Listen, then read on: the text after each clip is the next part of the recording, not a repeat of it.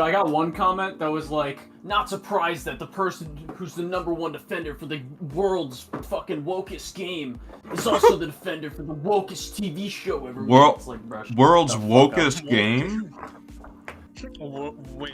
Spider-Man 2? World's wokest game? Fuck no, not even close.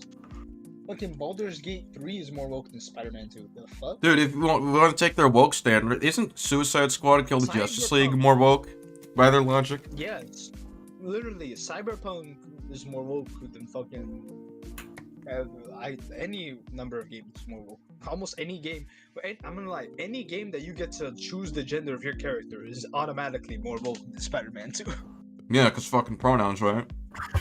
Exactly, because fucking gender ambiguity! Fucking current day Californian shit. That's all we fucking know. Because we're boring. Reflection, because we're so fucking boring.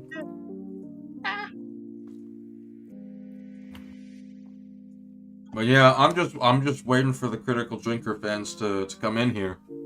I want the haters here. They ain't coming in here. I want more haters. They a bunch of pussies. They are not coming in. That's what I'm saying, bro. They're not gonna come. Pause. I don't know. And if they do come, I have 211 dislikes on the video, so a lot of them seem.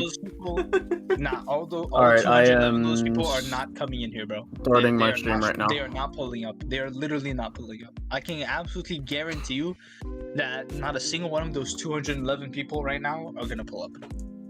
Wow. You want to put bets on it? Well, I mean, I'm sure imagine one of them shows up and then dislikes the video, and now we're up to 212 dislikes. So it's gonna be very hard to like actually bet on that shit. Gender is so ambiguous that they literally spell it out for you in their bios, and you still complain about it. Yeah, exactly. Wait, what is that about? Well, I think it's about well, we were talking about woke games, right? So I assume we're talking about Spider-Man 2 because they said it's the most woke game ever.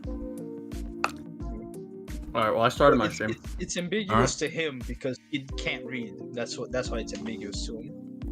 That's why they get mad when people have pronouns in bio because they can't read. Yeah, that's true. They can't really read very it's like well. Hieroglyphics to them. Like I'd be pretty mad if your bio was like filled with shit in Latin because I can't speak Latin. They can't speak English. That's why I don't understand the concept of pronouns. That's true. They don't understand the parts of speech. The 8 parts of speech. Alright, we have a troll on the line, so let's just drag him in. Oh, hello there. Hello, Captain Cablo. You're early. Okay, so... There it is. Why is it every time I get pulled in here, it fucks up my audio? Okay. Give me a second, I'm gonna figure this out real quick. I think you sound okay. I think you sound okay. It's not that, it's that then I can't hear you. I guess I'm... Well, you heard me just now. Yeah, but it's like... Oh, output volume? You can hear us, Pimpin'. You can definitely hear us. Someone in my chat said, how do you feel about racism? Yo, hot take. Racism is, not very cool. What you eating? A donut? Of course. Fatty. Comic legend. Comic legend. Colin being fat as fuck. Gotta stop doing that. You. Comic legend. Comic legend. Did you see that I got in trouble on the EFAP Reddit because of something Colin did? Wait, what? Yeah, that Yeah. dude, That was the name is Stuart King. That was the best joke out of both of your responses. Just EFAT. Just write that down. Write that down. Dude, I was dying laughing after I saw write that down with the Mauler and Drax. It's just every frame of taco. Every frame of Well, it was originally every frame of pancake, but then when I realized I put EFAT on there, I was like, oh wait, no, I need an acronym for fucking T. Dude, I just love how this is the second time in a row where Colin makes a response video and I get blamed for something he did. Well, wait, what even? Where did you get blamed? I don't even understand. They said, I was waiting for when Colin would bring up EFAP because he's been hanging around the 2099 avatar. So I'm like, oh, okay. This is how we're doing And it. then I chimed in and I was like, that 2099 guy has a name and it's Stuart King. Oh, that was you? Oh my! Yeah, that's I me. thought that was actually some dumbass that thought SK's name was fucking Stuart King. That's That even was funnier. amazing. That was You see, you would know it's me if it wasn't for the fact that my Reddit is outdated and I can't fix my username. Damn. I don't even have a fucking Reddit account. All right, neither, bro. let's Alright, how bring many in. disagreements have I All right, missed? let's bring in. We just started, bro. Awesome. John, what is your disagreement? Tell me why. Hold on, let me think. What? Oh, Hey, sure. remember the Thank disagreement? you for Disagreement. the real quick. Thank you for the 50, Dom, the donkey. Stuart K and Colin. Hope y'all doing good. Yeah, you too, man. Okay. I'm taking a hold on. I'm really thinking about it because I need a disagreement, or else I can't be here. What? So Okay. you don't know? Okay, goodbye. All right, you think on that, and you think on that, and then we'll drag you back. You think of that. You think We'll of that. bring. Okay. All right, Frosty. The snowman. The snowman. Ah! You beat me by 1 second. Was a jolly happy soul. I Ruh-roh, forgot Yankee. the rest of the song goes. Frosty, was why that? did you just unmute and He fucking what? unmuted to mute. Goodbye. Shit. Next person. No. Frosty? On what? You're on the not He's trying to line. like You're show his on the camera. line. and shit. I'm not. I'm trying to cover it. It's not. All right. You're good. You're good. It's Say not showing something pimpin'. It's not showing pimpin'. You're All good. right. It's all good. What's your disagreement? Speak. Let me pull up the notes. I have it. I have the Okay. notes. Ooh, notes. Yeah. Slow ass phone. He had prep time. Yeah, prep time. I hate my fucking phone. I have a SE. It's slow. I as know hell. how you feel, bro. I'm getting an upgrade on my birthday. I just upgraded. Can I go F? Bro, Can I go next? Because my thing is Yeah. slow as hell. All right, we'll let in Technically, Manic Artist then. Manic Artist. Hello. What is Manic the Artist, disagreement? Tell us welcome why. Hello. This isn't really a disagreement about the boys or about the videos that were made, but more so I wanted to ask you a question. The question, Which one of us? mainly all of you, if I'm being honest. I just want to get as many opinions on this as possible. Okay. Okay. So if you feel comfortable answering, just answer. So the word woke and that sort of stuff gets thrown around a lot, especially nowadays when it comes to media of any sort. So I wanted to know, do you guys think that the idea of like woke media is actually as prominent as people make it out to be, or do you believe some people use it to disguise blatant bigotry in some areas? I think people do use it to disguise blatant bigotry. Yeah, I do think it's both. I also, you ask any of these people what is woke, and they'll like, the only answer I've ever even heard in my life is like, whatever's pushing the left politics, and it's like, why is that inherently bad, necessarily? Fair enough. Yeah, it depends on the Yeah, so politics I never too. got the idea It's of like. just the. Sorry, Oscar. I was just saying, I think the way I view it is it's just a buzzword that holds literally no weight at this point. So, unless you elaborate on why it actually makes the writing of the show bad, because it can do that. Like, I think political stuff can be intrusive on the writing of things. Yeah, for example, stuff like Velma or She-Hulk. Those are just the two Yeah, examples that came to mind. She-Hulk, the sequel trilogy. There is shit like that, but Yeah. if it doesn't always do that, so just throwing Acolyte. it around as a, blanketed buzzword doesn't really do much in terms of media discussion, so I think it's just, really fat. Yeah. There are a lot Well, of The people last that time that I've use it. personally Sorry. heard of like the term woke being used like where it feels like it has meaning was its use in the Childish Gambino song Redbone. Because if memory serves correct, woke kind of comes from like not specifically, but like a large percentage of it came from like black activists. From what I know, I could be totally wrong on that. But I feel like some people that just don't like certain agendas, not specifically right or Oh left. yeah. They've used it to like Oh my God, describe Joe things Biden. that they consider to be politically correct. Alright, that they can wait, sorry. Yeah, hold I on. agree. The Wait, word real used to quick. have a Wait, real meaning. quick. CHD, yeah, my bad. I forgot to tell you we moved it up because I'm not gonna be here this weekend. But yeah, you can join if you want, since I did ask you. I the go guy by who made what the other Ackman video. said in his video about woke. Yeah. Basically, what he brings up is if you're using woke politics to just ruin writing, like you focus more on it than the writing, and it hurts the writing, that's when Yeah. you should call something woke, and that's when I agree. If you're Yeah, I agree with prioritizing that. that over actually giving content people want, I would go, yeah, that's woke. That's like the Yeah. only Well, time. don't you know the boys season? Oh, sorry. Oh, You sorry. go ahead. No, you can Oh, go. thank you. I was gonna make a I stupid do joke. believe thank you, Colin. I do believe that to an extent there is such a thing as woke media. It's just not as prevalent as a lot of people make it out to be. And some people just try and use it as a thinly veiled, like, way to hide their kind of bigotry and hiding with a crowd that will socially accept that answer. Yeah, I mean, we do see it with people like Mainly as- Synthetic Man, where it's like he does a very bad job at just, hiding the fact that he is just, Yeah, from what I have seen, I've not seen a lot of him in all fairness, but from what I have seen, he does seem like the type to just kind of throw out the word woke whenever trying to hide some sort of bigotry. From what Yeah. I have seen, admittedly. I don't. Yeah, I don't Synthetic know- Man is a smooth-brained bigot. I don't.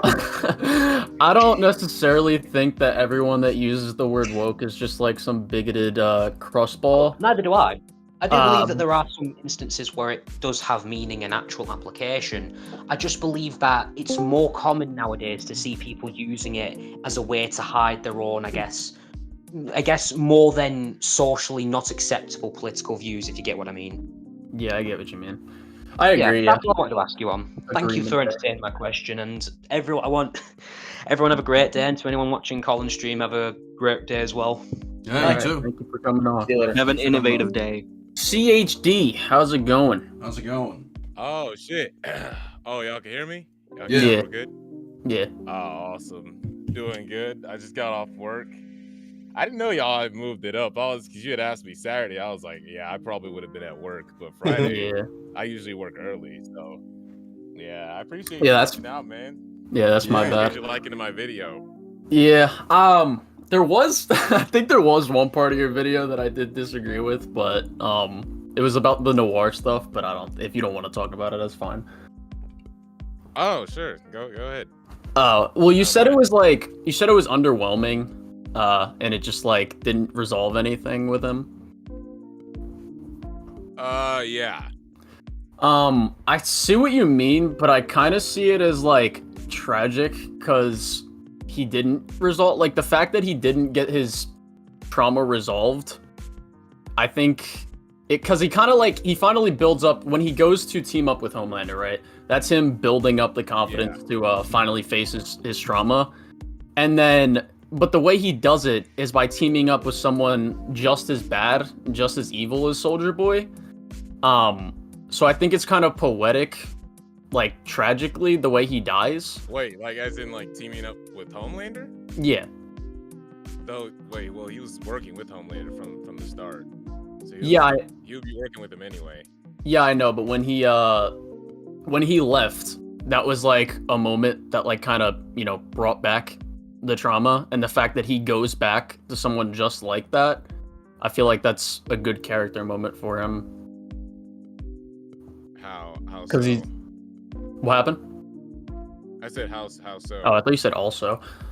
Well, the fact that he goes back to Homelander, right? Like I know Homelander is someone he's been working with this whole time. The fact that he goes back to Homelander, despite knowing he's like, he's worked with someone just like that the whole time. Well, the fact Homelander, the thing was Homelander wasn't like making fun of him and beating him up like Soldier Boy was. So I would argue he had more resentment towards Soldier Boy as in regards to Homelander was just kind of didn't. I'm more looking at it from the side of like metatextually, like thematically, him going back because he's Soldier Boy is just as bad as a person, if not worse than Homelander was back in the day, and they all kind of sold him out and shit for that reason. So I think the fact that he is working with someone like that, again, I guess I'm trying to say that he wasn't traumatized by Homelander though. He was traumatized by Soldier Boy. Well, I'm not necessarily saying that he was traumatized by him. More so that just like he's working for someone again, just as bad. So like when you try to He's team working up, for someone else's Soldier Boy. Would be the irony of it. yeah. He would be someone else's Soldier Boy, and like you could connect it with like Billy Butcher or something. Like Homelander abused like Billy Butcher's family essentially. Scorched earth. That's yeah, Liam kind of described it better. That's what I was saying with like the thematic element of it, and just like someone just as bad as Soldier Boy.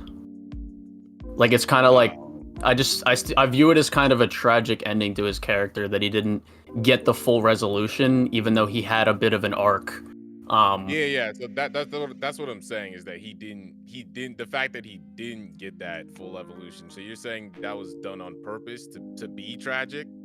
Well, yeah, I think the intent of it was tragic. I think you said in the video that it would have been more like it would have been better if he was the one that like sacrificed himself to throw Soldier Boy out of the building. I actually kind of agree. No, I think that. Well, Oh, that wasn't you. That was someone else. Then my bad. Nah.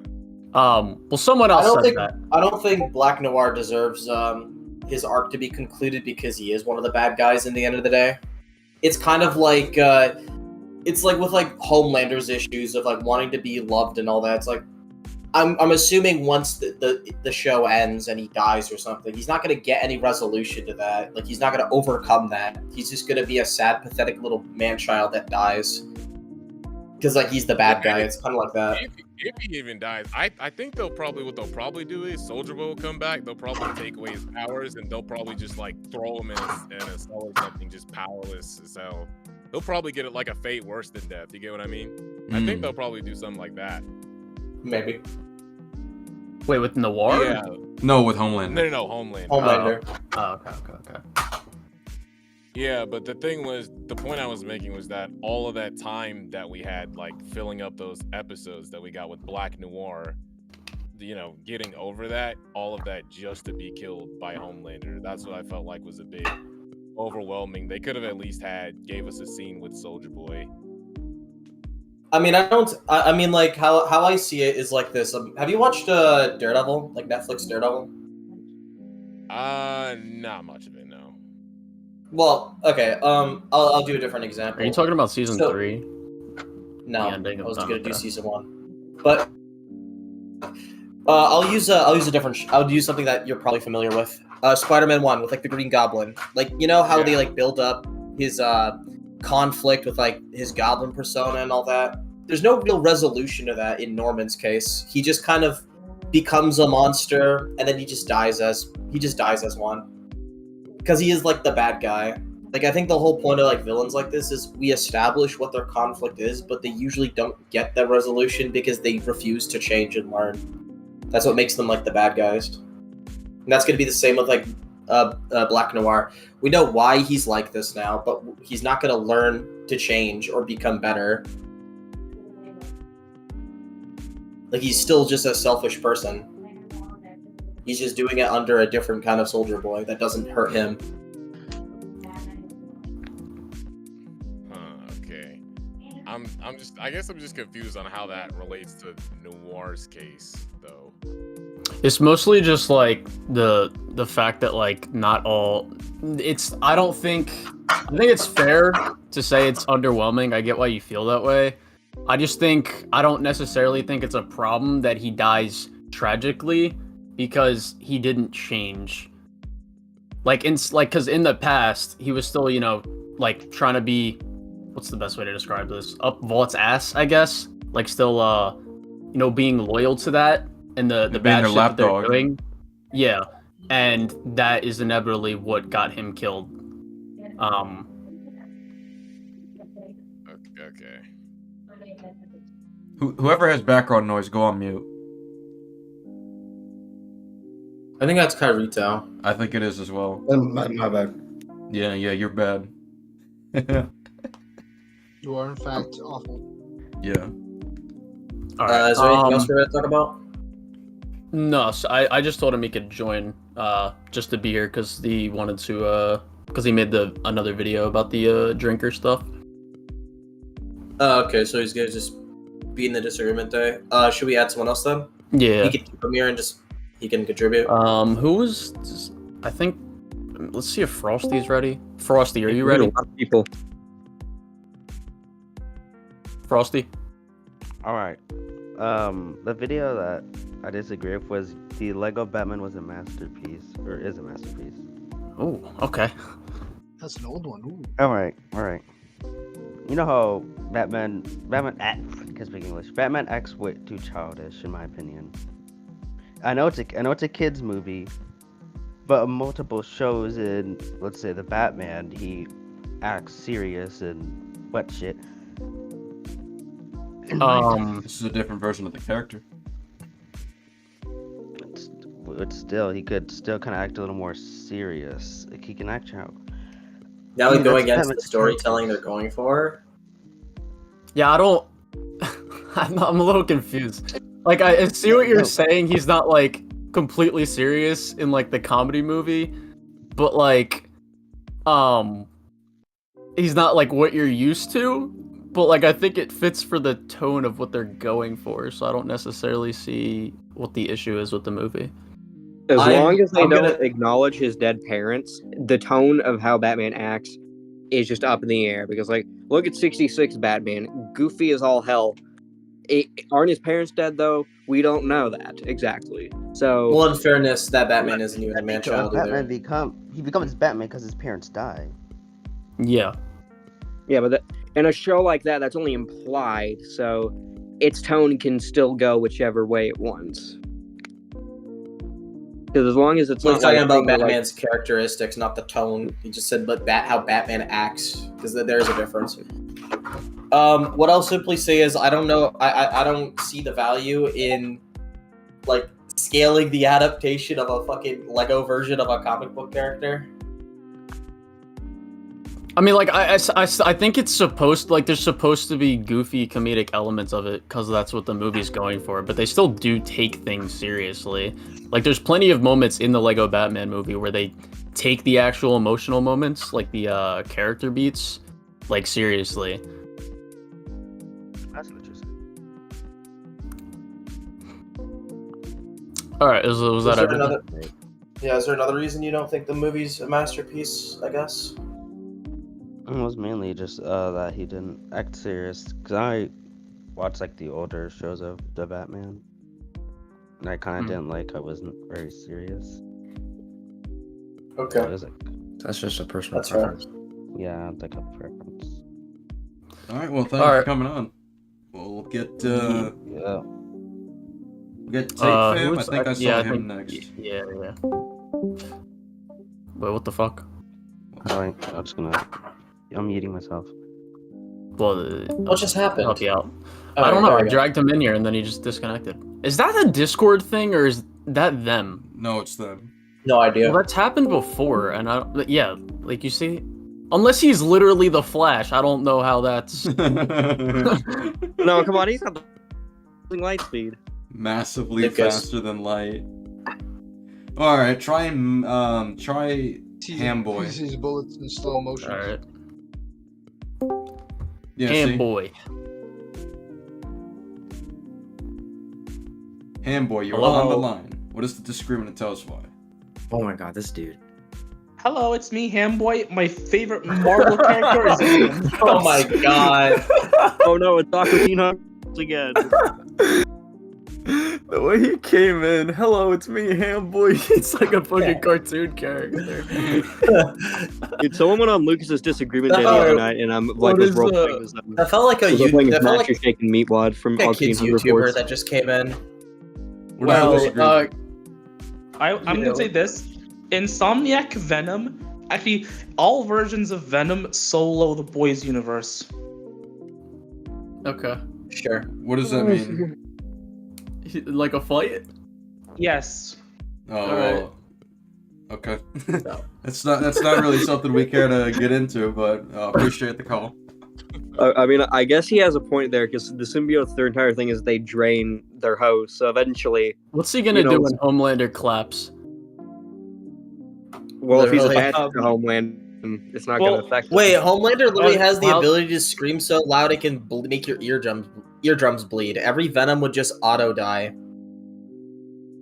Yeah, there's one Yeah, Venom that's that's a good immune point. to sound. Earth Isn't 1610 Venom, aka Oh, I thought we that were one talking leads about to fire. Insomniac. I thought we were wait, talking about is it- Insomniac Venom. Yeah, it's just like. Oh, yeah. Homelander's heat. Wait a vision, wait a second. isn't The there one ultimate that Venom is fire- weak. There's a fire. Yeah, the ultimate one's weak to fire, so heat vision would one-shot it too. No, isn't there one guy in Gen lightning, 5 not that's fire. like the Human Torch?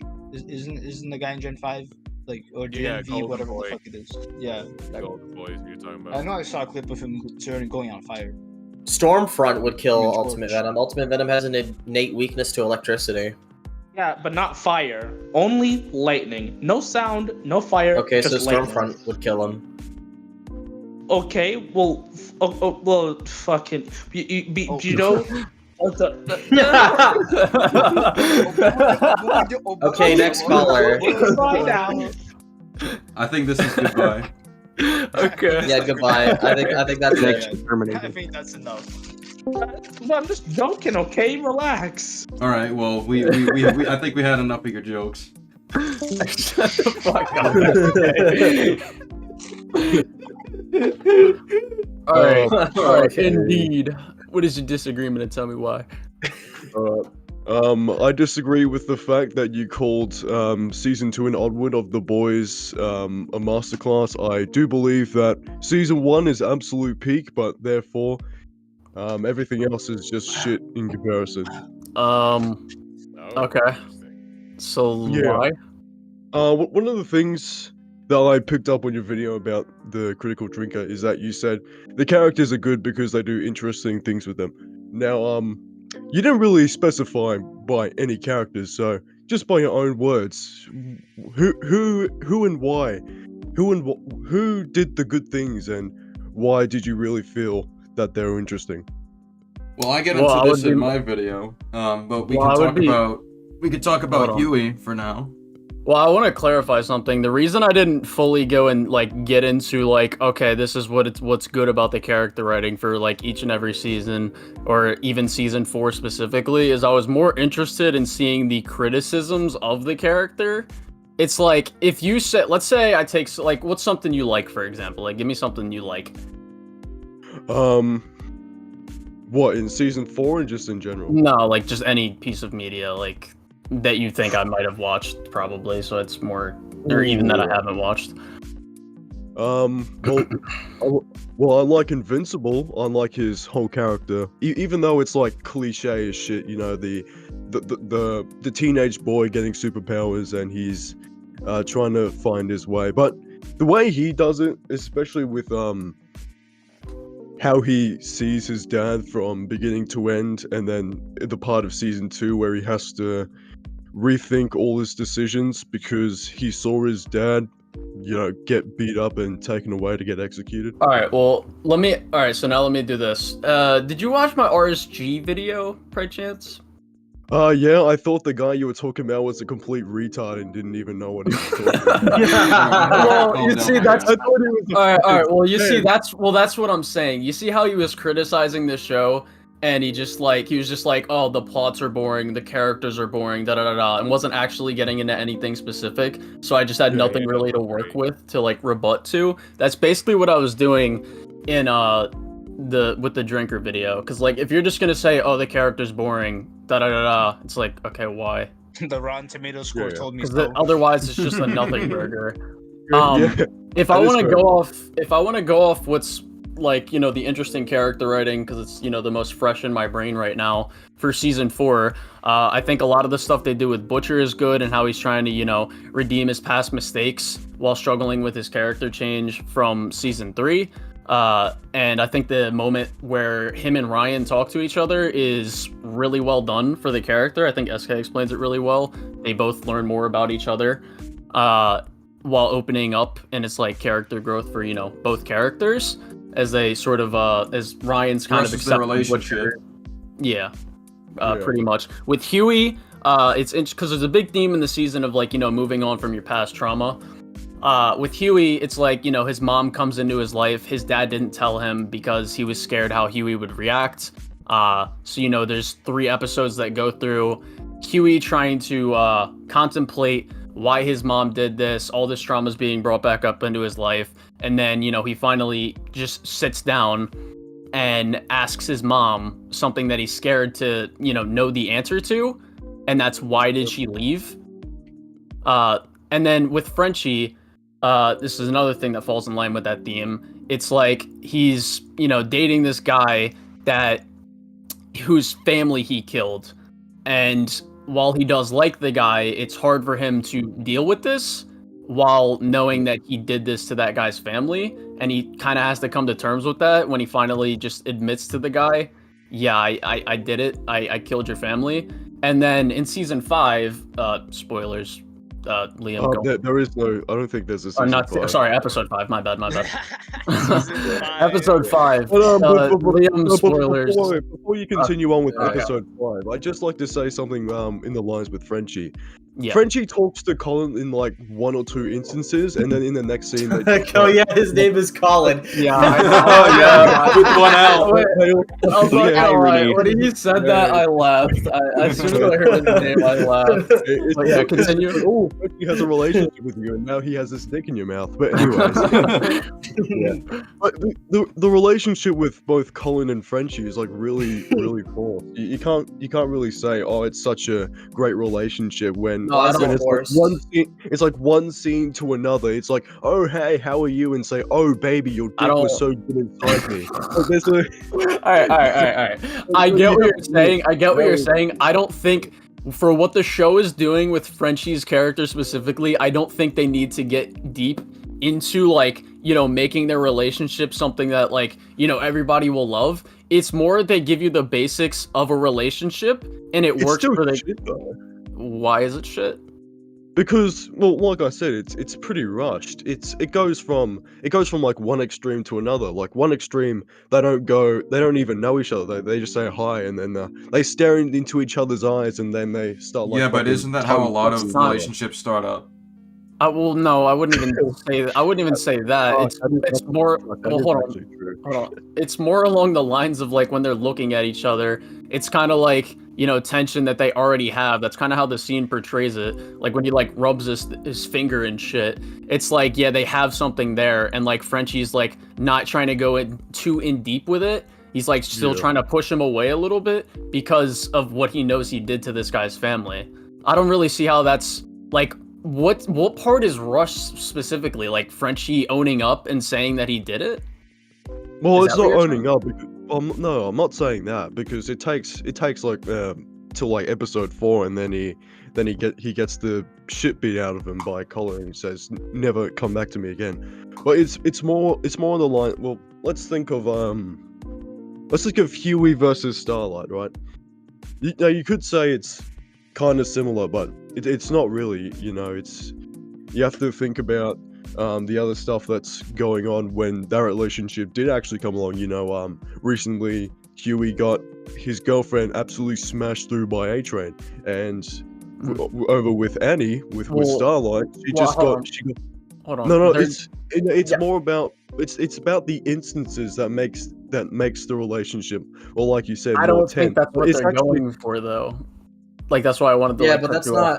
I don't think they're trying to build up some grand relationship with him. They're using this guy as a piece for Frenchie's character only. They're treating the Colin guy as like a super side character that's more of an impact character for Frenchie's arc.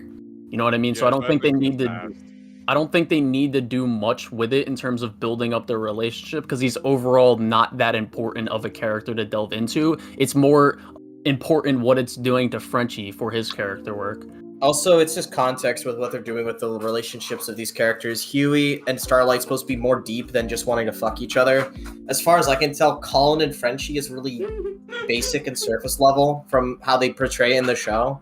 They don't fully understand each other or anything like that. Well, that's it's just a relationship even based off of a lie, so I don't think it's supposed to be a well-made, meaningful relationship. That's why it's just a fling. It's just happened, and it's not really that great. That's probably why I don't really like it so much, just because it was so instant. But anyways, off on that little tangent, what else did you say? No, I'm just trying to think about what you say. Oh yeah, plot lines and world building. Let's talk about that. So, with the world building, it's like pretty basic, right? It's just it's the normal world, but all the characters are superheroes, and they're pretty much like celebrities.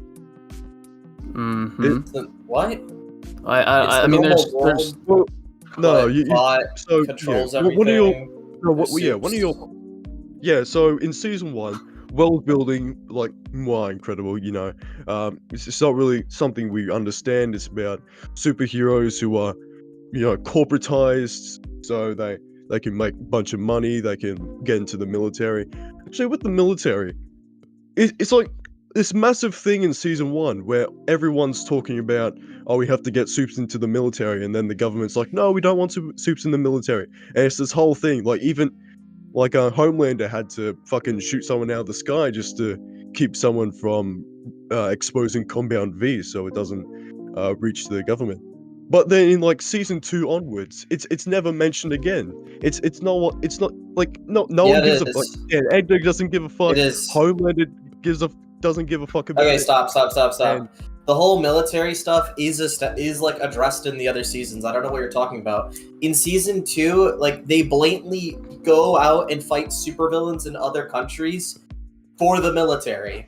Yeah, because that's the military acknowledging. I'm not done. That's the military acknowledging that they need soups now because Homelander, you know, created the super terrorists.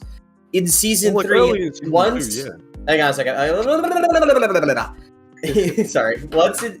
And then in season 3, once Vought is exposed for Compound V, instead of having soups out, Stan Edgar does something smart and he decides to sell Temp V so we can get more of a profit out of this. He even says in the show, I would prefer for this to be private, the Compound V, but now that it's not, I'm taking advantage. And he sells it to the military. Yep. So yeah, it is Yeah, I established in can't the other really- seasons. Well, it was established with other seasons, yeah. Especially in season 2, that was more about that. It's Well, I was gonna say, But, do you you not know, remember the it's scene in more- season it's 2 more about, where like, he kills that well, kid? in season 3, what? No, I said in season- season 2. Do you not remember where he like accidentally kills that kid and he's like, oh, Oh, yeah. oh. Yeah, but then like no one else really talks about it beyond that because Stormfront and Homelander make memes. Why? Like they make memes. Why and do they're, people like, hate putting Homelander it so like- much if it's not talked about then? That's one of the things that would be talked about. Well, yeah, that's like the driving central. That's what makes Stormfront so good, utilized character in season 2. It's because she's the one that, like, you know, Homelander eventually has to go to because she knows how to handle this kind of thing. Yeah. That's because of the military contracting. The reason Butcher is even in the scenario where he has a brain tumor or whatever, thanks to Temp V, is because of their military contract. That's the only reason Temp V even exists. Yeah. What about Soldier Boy? It's in the title, Soldier Boy. Like, he literally is meant to be a fucking soup that goes to war. They were doing this all the way back in World War II. Oh, was it Vietnam though? Well, if anything, season 3 gives more credence to the. Oh wait, yeah, I think you're right. I think it was. Well, if Vietnam, anything, I think season 3 does something interesting, and I don't know if it's intentional or not, but it's like a direct response to like the criticism, like why would the military not even want soups in the military? Well, yeah, because they're insane. They're fucking maniacs. Well, That's yeah, like the that's, main reason, season right? 3 is season 3, like, just, I mean, you could already interpret that before, but like season 3, like, you know, makes it concrete, like, yeah, this is what happened. Like, there were idiots in the military, and that could cause a lot more casualties or, you know, conflict. Like, there's every season so far they've done stuff with the military. I mean, yeah, that's fair enough. Something else with Soldier Boy, they give this whole like arc to Black Noir about his past trauma, and then they just kill him off, and then he just reappears in season 4 like, yeah, he's a different character. Like you can't. He has this whole thing about standing up to Homelander and Soldier Boy and about all his past trauma, like his schizophrenia, basically saying you need to do something about this, and then I guess he talks to Homelander maybe, and then Homelander just like kills him on the spot, and then he just dies. Like that. That's just it. That's like 2 episodes, 3 episodes, completely fucking wasted, and then who gives a All shit? right. Let's move on to season 4. All right. Well, First thing I want to say quickly Okay. is season 4, very, very quickly. The whole point of Black Noir in season 4 is to give us more information about Homelander's character and his relationship with Black Noir. He killed him, but he misses that kind of loyal, silent figure, so he tries to get an actor to replace him, but it just doesn't work. That's the point of it. Him in That's season why 4. he's so mad. Well, it's also another reason why he's so mad that Noir is even talking. Like every time he talks, Homelander's like, "Shut up, shut up." Yeah, don't talk Noir. Another thing. Even when is about they're the whole- well, hold on. Another thing that I think adds to it, even when they're not in public, which would be like, when Noir would need to keep the cover of him not talking. Even when they're not in public and they're in Vault Tower, he's still saying, "Yeah, shut up, shut up." Like that adds to it. Well, yeah, it adds to it, but you can't tell me it's at least not a bit like stupid. Like a whole character arc just went to waste. I don't. No, I don't think it's stupid. And I've said this during the last time we talked about this today, but I'll say it again. Noir is a villain. Noir's a bad guy. He's not meant to learn and change. He said what we're supposed to do with bad guys in stories is we're supposed to understand them, not root for them to change. We shouldn't be there cheering on these characters No, I who are don't. Well, nothing but necess- immoral well, not- monsters and well, shit not like that. necess- Oh not- yeah, not- yeah. Maeve was one of the characters that had a character arc and changed as well. Though. Yeah, but Queen Maeve was never a bad guy. Well, I Queen Maeve's disagree not with what evil. you said. We're not supposed to root for the bad guys at points. I think there are ways stories can do that, like A Train if they specifically. Yeah, well, let me clarify. If they don't want to change, like, if the story's making it so they're getting redeemed, that's fine. Noir wasn't getting redeemed. There's no redemption. Becoming more brave doesn't change that he's not redeeming himself. He's still a monster who'll just kill anybody for Vought, including the good guys. Like, he tried to kill, like, Butcher and everybody else in the boys in season 2. Like, we shouldn't be rooting for him right now. It's kind of like that. So I don't really understand he didn't, like, grow or, like, overcome this arc. It's like, yeah, he's the bad guy. He refuses to overcome this arc. That's, like, the point of these kind of characters. The Green Goblin doesn't learn to overcome his arc. He's just the Green Goblin, and he dies by getting stabbed by the glider, just being a psycho piece of shit. Overcome his separate personality or whatever. But I'm just saying, in contrast to that, well, if you're gonna set up like something important, like it's revealed that Soldier Boy was the one that basically fried half his brain off, in the Vietnam War, and he got absolutely scarred from that. My argument is, if it's not really important to the character, then I don't think that you should really put it in as a. I'm not as a saying it's not major, important to the character. arc. That's not what I'm saying. What I'm saying is him not growing is the punishment for him being one of the villains in the show. He refuses to change. And if you refuse to change, you have to live with the consequences of who you are. That's a very important thing in storytelling. Like, this has just been a thing throughout all of time. Like, think of any kind of antagonist. They don't change. They usually do the same thing as Black Noir. They refuse to change and they die.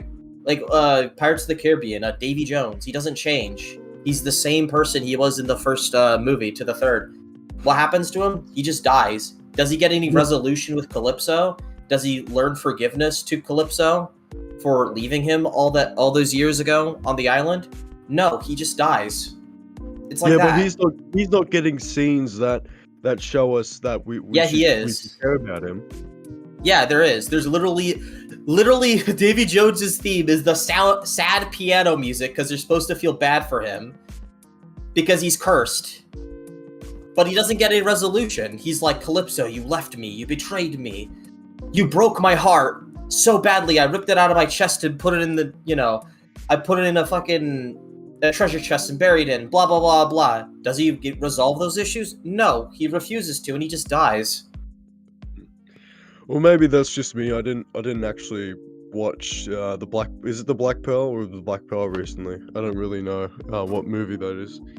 Well, I'm just using it as an example. I don't.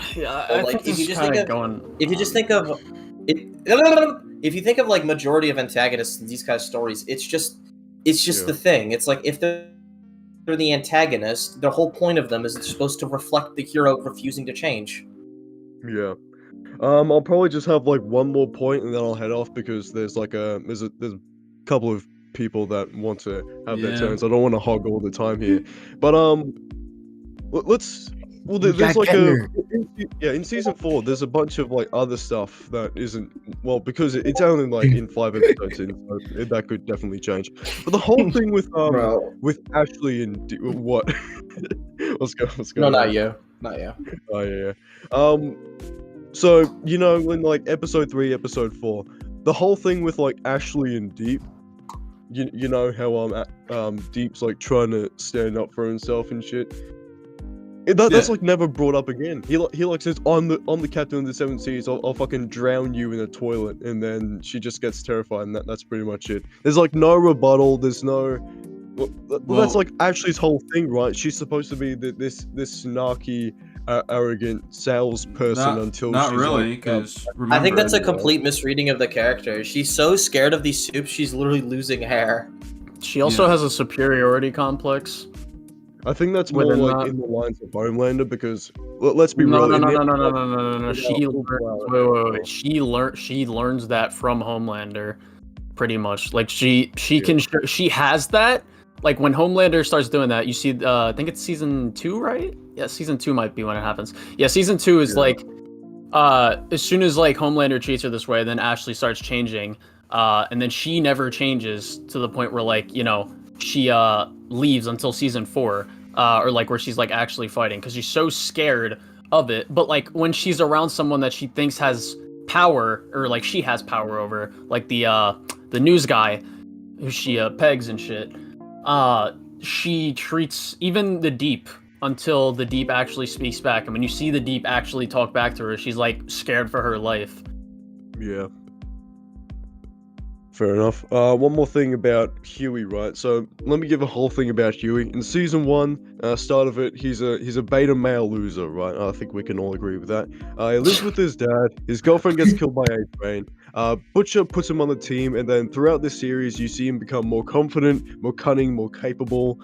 Throughout that shit. But now in like season 2, just after when he rescued everyone from that black site, like Frenchie even says, well, he praised him in season 1, and then in season 2 when they bring Butcher back, he's like, sorry Huey, you are a stupid fucking piece of shit. We need to have Butcher back on the team, or no.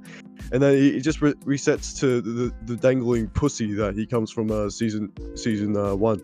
But don't worry, season 3, he's self-aware. He's a massive pussy, and then he has superhero juice pumped in his veins, and then he becomes You're kind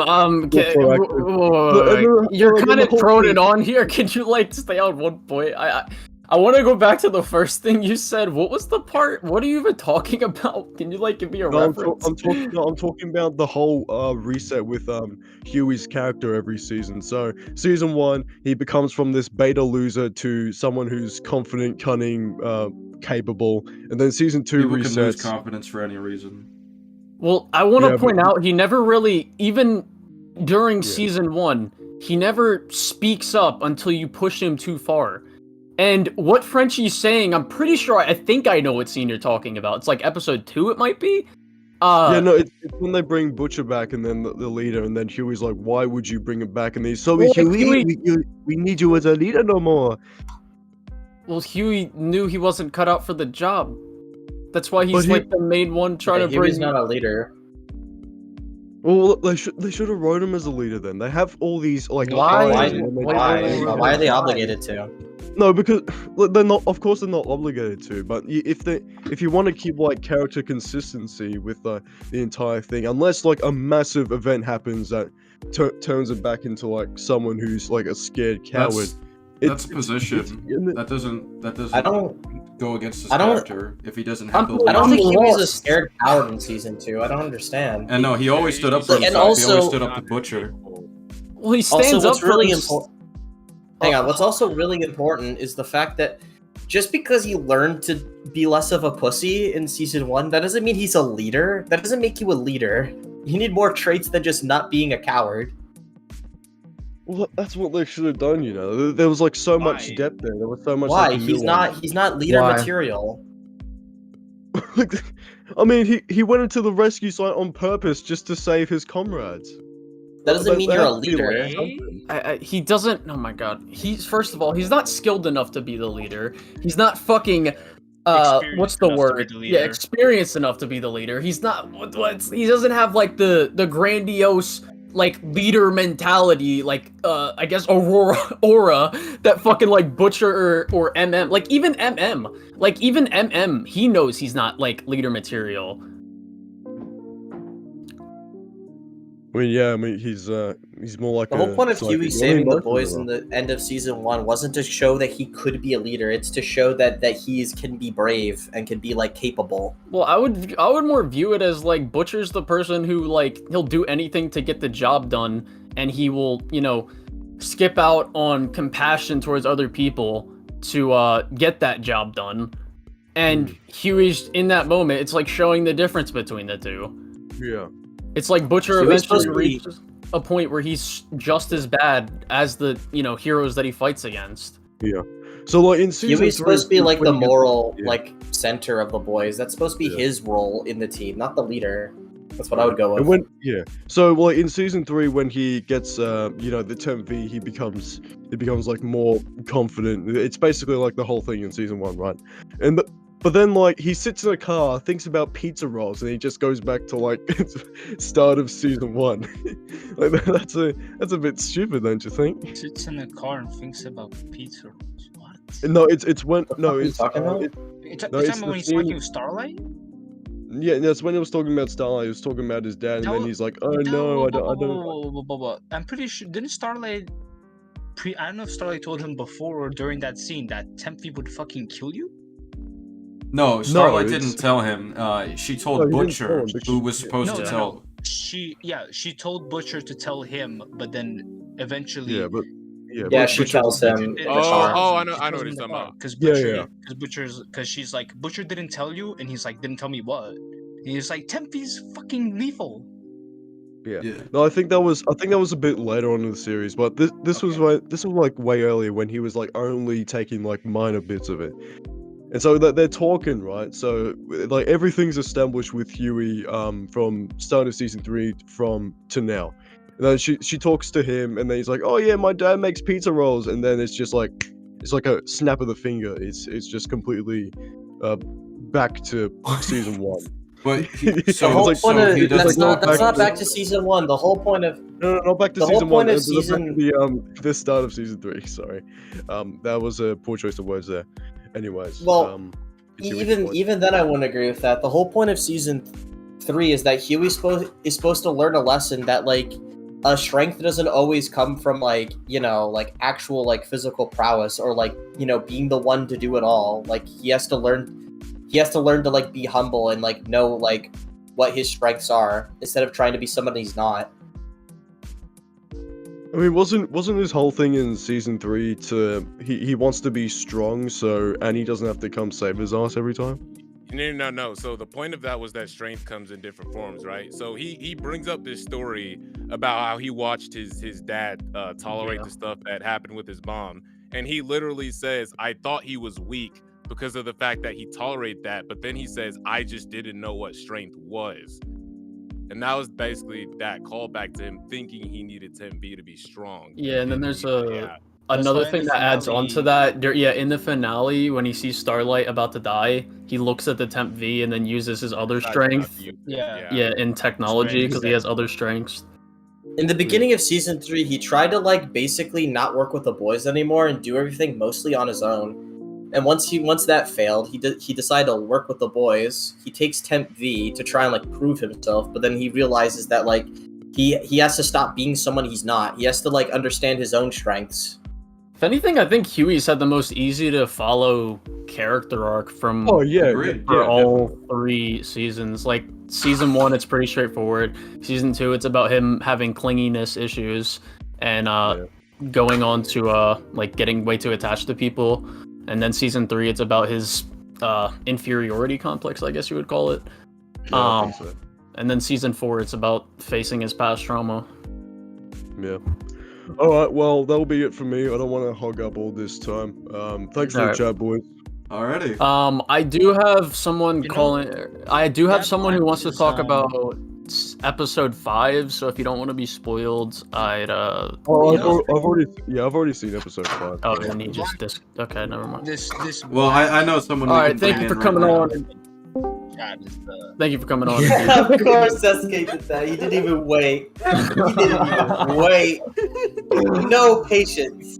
Just Welcome boom. back, Jack. Boom. How's it going? He was fucking You're all in the Here, mood. sorry. He was itching. I need to. Dude, we were all staring at that. I know. Welcome back Well, to the I had cookout. someone. Why on my end? Let me find a Well, I place. had to someone that listen. was actually gonna What am I bring doing up now, an bro? actual point, but he just left, I guess. Too All bad. right. So how have you guys been? Good. You've Good. been- How are you? Pretty good. Pretty good. Yeah. My main disagreement is on the Critical Drinker video. Like, I'm kind of neutral towards Drinker. He makes shitty takes sometimes, but other times I'm just like, that's pretty much how I feel about this like film he's talking about. And he makes really stupid points, like especially in regards to Midsummer, which Southpaw is going to be making, or he's in the process of making right now. Yeah, bro. I think a lot of people, both on like the left and the right, politically speaking, of like the culture war sphere, really misjudged that movie and really misinterpreted it. And Drinker was one of the most prominent voices in that. So I'm hoping that when he releases that video, it allows people to reassess it in a way. All right. But actually at the start, if you don't mind, I'd like to give, like, I saw that there's one person asking you guys for a definition of wokeness, and if you're willing, I'd like to give my own definition. Yeah, go for it. Go for it. Yeah, and you guys can challenge me on it and like ask questions. But I would say that the most satisfying definition that I've heard of wokeness, and you guys are correct that there are differing definitions of it in online, some of which don't really make very much sense and are just pretty much like just mass to say, oh, there's a black in this movie, ooh. But I would define it as an aggressive push for DEI, diversity, equity, and inclusion in response to the false premise that there are disproportionate disparities caused by discrimination, under the false assumption that's addressing disproportionate disparities caused by discrimination. Okay. And would you say you see this kind of problem within the boys, at least in the later seasons? Somewhat, but Okay. like I would say in regards to the Drinkers video, like SK and Colin, you guys are correct in saying that it's a bad review, but I think a major problem is that Drinker wasn't really aiming to make a review at all of the season, considering he didn't even see it. Hold on. One thing. The title is hyperbolic, obviously. 2, he does things in the video that are literally talking about the quality of the show's writing. So he is, like, technically is reviewing / criticizing it, even though he hasn't watched it. He's making statements about the show as if they're true, and he wouldn't even know if they are true because he hasn't watched it. Yeah, I guess to make it clear, there's a time where he says, you know, with Stranger Things, season like 2 or 3 were bad, I think he said, and that maybe it'll. I think season 3 specifically. Oh, okay. Well, he said that bad. season 4 in Stranger Things, that it picks it up, and maybe the boys will be like that, where this 4th season picks it up, and he completely shuts down that possibility based on Rotten Tomatoes reviews, and something Colin went through in his video was proving that those reviews didn't have anything like of substance or accuracy. Well, that's largely, for the most part, that's what Rotten Tomatoes reviews are.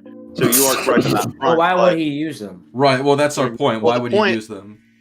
The point Exactly. of, His source has like, no the point of him substance, so why use the source?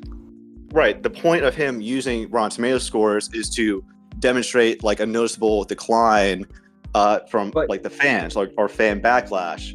Like you said before, you don't see the audience score low from season 1 to 2 to 3. Is relevant to the quality of the writing.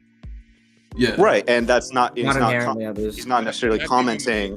That's even assuming that those people that are making those reviews aren't even watching the show. Yeah, exactly. For all we There's know, no we know evidence they that could've those are just actual fans. went on there and Well, I just, mean, we like, know for a fact that, like, for like Acolyte, for example, people review bomb the shit out of Acolyte. People had bots review bombing Acolyte so hard that they review bombed a movie called Acolyte, not even the actual fucking Star Wars show. That's stupid. Right. Well, That is funny. If I could rebut that, like, you could easily make the argument that like positive reviews could be bots, like for The Boys. Oh, like, I agree. That's why I use like a lot. If you look at the One at a time, Rotten Tomatoes reviews, like they're all the same. Like they don't expect. Like those are all like what you guys looked at or Drinker looked at. That is the average review you'll see on Rotten Tomatoes. They don't really go into like 100-page. Yeah, I agree. Reviews. They go into more or less just speaking on their. It's almost like that's why you shouldn't use it to back up your point. Right. This what we're trying to say is the fact that he even used that in the first place as a basis for his interpretation of what the show is not like now. That's just already faulty right there. It's stupid. It depends on like why he's using it though. Like he's not saying, "Oh, it's objectively bad because it has like." Well, he says the show is falling off. He even says that they're semi-reliable. Like that Rotten Tomatoes scores, like audience scores are semi-reliable. They're 0% reliable. There's no 50%, 40%. They're 0% reliable because by that standard, the Rise of Skywalker. When it comes to determining a quality of a work, I agree. Quality-wise, it's bullshit. Like it's a stupid argument, and that's really stupid. Well, but in the what he's context trying that to say, hang on. What he's trying to say, SK, is he's using Rotten Tomatoes to give an idea of what the popular opinion would be, like what people generally think. That's somewhat what I'm saying. I'm saying that he's giving. Hold on. He's using Rotten. Hold on. That's also flawed because people are objectively review bombing it. How do you know that every negative review is there any proof of the review bomb? Because there's a shit ton. Because out of nowhere there just becomes a shit ton of like half star. Like if you're going into a show and saying like half star, or 1 star, it's like yes, that's obviously review bombing. When it's not review bombing, they're more generally varied. It would be like 3 stars or 2 stars or 4 stars or like there's gonna be more variated opinions with it. Like you look at back on something real fast. Just because something is being review bombed does not mean that every single review is bots. That's not how review. Oh yeah, I agree. I'm not saying that. I'm not saying that's what you said. That's what Mr. Supreme on Intelligence was about to say. Just because we think. I didn't say anything like that. Like you're presuming what I'm about to say. I didn't say anything like that. I heard you saying it before you got cut off. But just because we're saying something is review bombed does not mean that every single review for that thing is a bot. Right. I just want to nip that in the bud right there. Okay.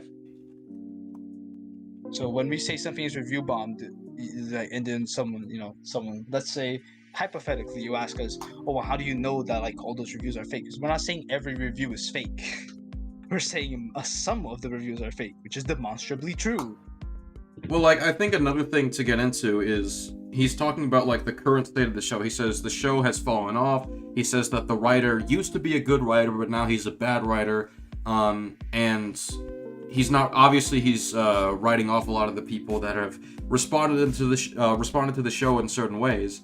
And I guess something that you really need to be clear on is that if you want to say that a show is alienating an audience, right, you need to look at what the show is actually doing, as opposed to just going by outside statements, because not having watched the show could make those out of context. And I think something very key too is that a lot of the people he's responding to aren't giving constructive criticism. He tries to say that their criticism is constructive.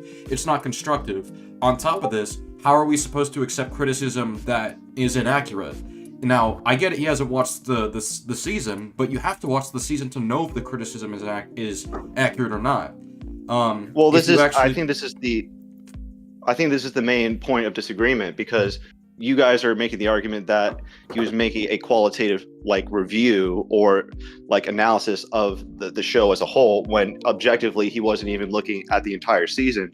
what he's doing Okay, is so then why is he explaining speaking to the what- quality Well, of let's it? let him. Can I finish, Yeah, let's please? let him finish. What he's trying to communicate is why he's not interested in reviewing it. He like views it as culture war bullshit essentially. If that's and his it's sort of yeah, the you same. can- It's the same Alright, rationale. Wait, Colin. Let me. I want to bring this up. I want to bring this up. It is. Let me. I make one more point. One more point. Okay, one more It's point. the same rationale that James Rolfe used, the angry video game nerd used, when he refused to watch Ghostbusters 2016, and he got shit on for that, which unfairly, in my opinion. Okay, But it's like you can disagree that's a qualitative argument because it's not. Like even James Rolfe says that's not a review. So then why But to does he say, the show but it's a fell off and then subjective writer take. sucks?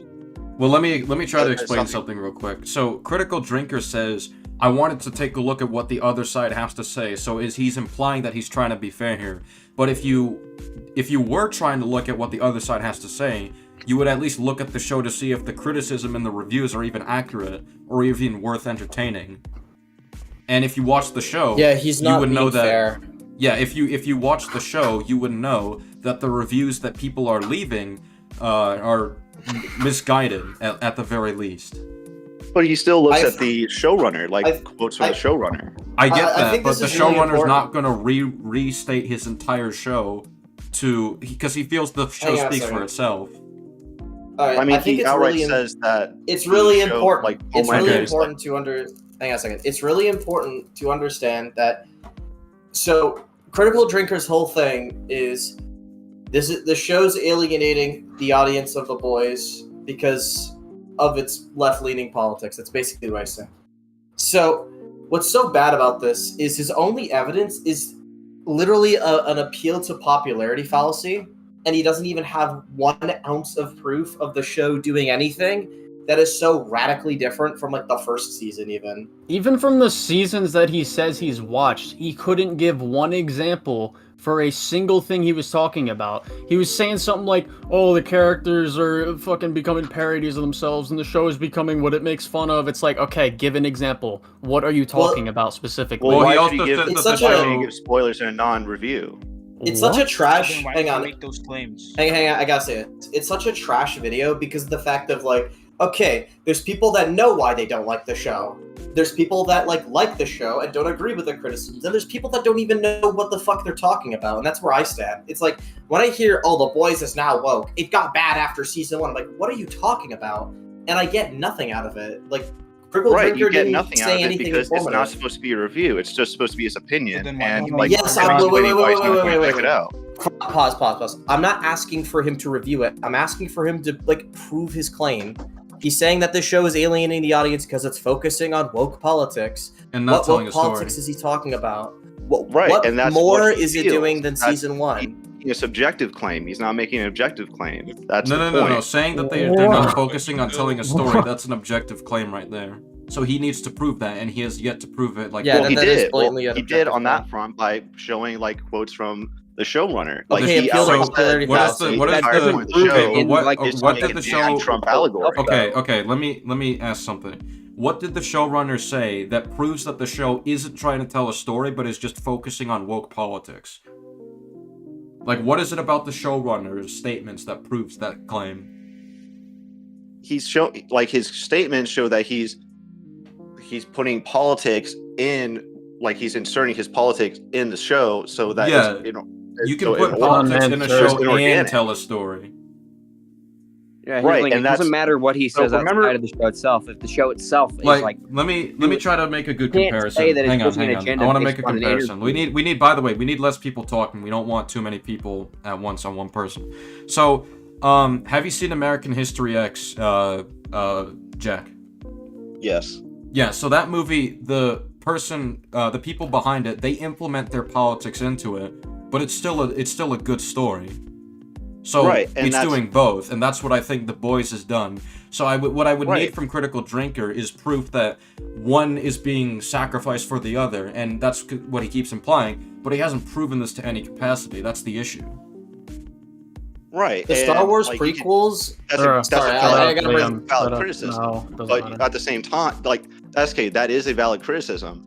But at the same time, you have to like understand that it's not a review. He's basically saying that he thinks it looks like shit, just like what James Rolfe did with Ghostbusters 2016. So he's not going to bother with it.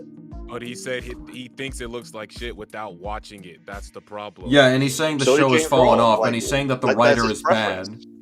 I don't see what you're not. I don't see what you're not understanding about this. Whether you think he's quote unquote reviewing it or not, the phrasing and word usage that he uses is something that you would hear in a review of a show. So when he's saying things about the I show, wouldn't even agree with that. No, like What? this is way more simple than any of this. I think the problem is okay. Hang on a second. We're not talking. Even if he didn't review the show, the problem is I don't think any of us really have an issue about him not watching the show because he's not interested. Our problem is that he's making claims about the show without watching it. So you just repackaged what I just said. claims. Thank you so Yeah, much. like for example, he says the directors should have chose entertaining instead of lecturing or pandering this season, and I think that's where The Boys has failed. It's like you don't even know if it's entertaining. You haven't seen it. Yeah. Well, he That's saw it also like up subjective. to the third season, and then he dropped it. He said. But we're talking about season 4 though. He also wait. So He that's- also said Well, even if we are talking about the third season, he makes claims about the third and second season. Right, and it's just his Yeah. opinion. He's not making a overall Oh, review. yeah, Like, yeah. Okay. Okay. Do you think that like reaction content are reviews? What? I think we can They still can be. criticize No, that. like by they're, the they're, way. when you talk about media, there aren't I just you're not watch just talking about reaction reviews. YouTubers. Like there's a Well, whole no, like I watch plethora of reaction types of YouTubers. videos. They have a review section at the end of the video, so yes, they can be reviews.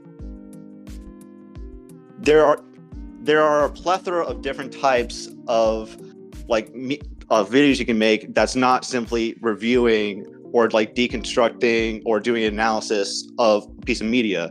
You can just simply watch it and that can be it, or just give your opinion on it and not elaborate. And those are different types of videos compared to like a video, like a well-researched or well-argued video essay. Yeah, we could still criticize that if Why somebody are we makes being pedantic about if it's a fucking review or not? Like, we're talking about what's in the video. Why do we keep stepping to these different places? Because you and Colin, SK and Colin, you both. In fairness, it literally is different. It literally is different. That it was hyperbolic.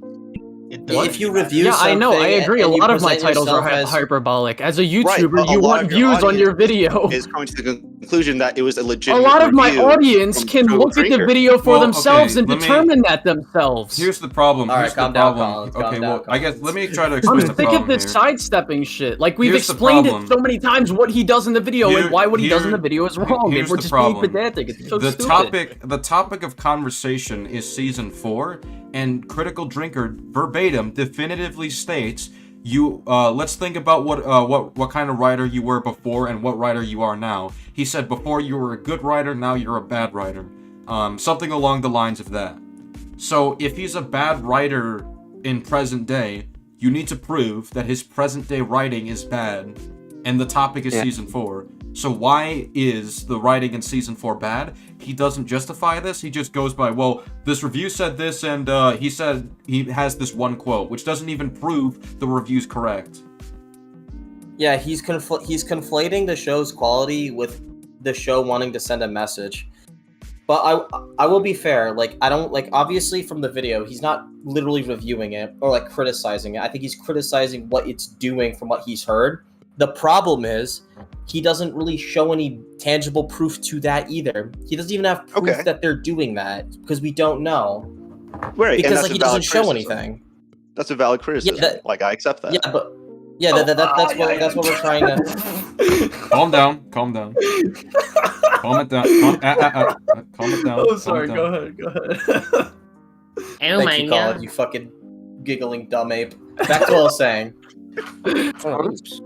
So the point that I'm trying to get at, and I've been trying to get at for a long time, is the fact is, review or not, it's just a shit video. Like the way he tries to say this about the show, it would be helpful if I actually had something to chew on, because I don't know what the hell he's talking about. He's like, this show is like focusing on the left-leaning message and blah blah blah blah blah. It's like, where the fuck is that? It's like the other seasons. It's just another season of The Boys. It's not different at all.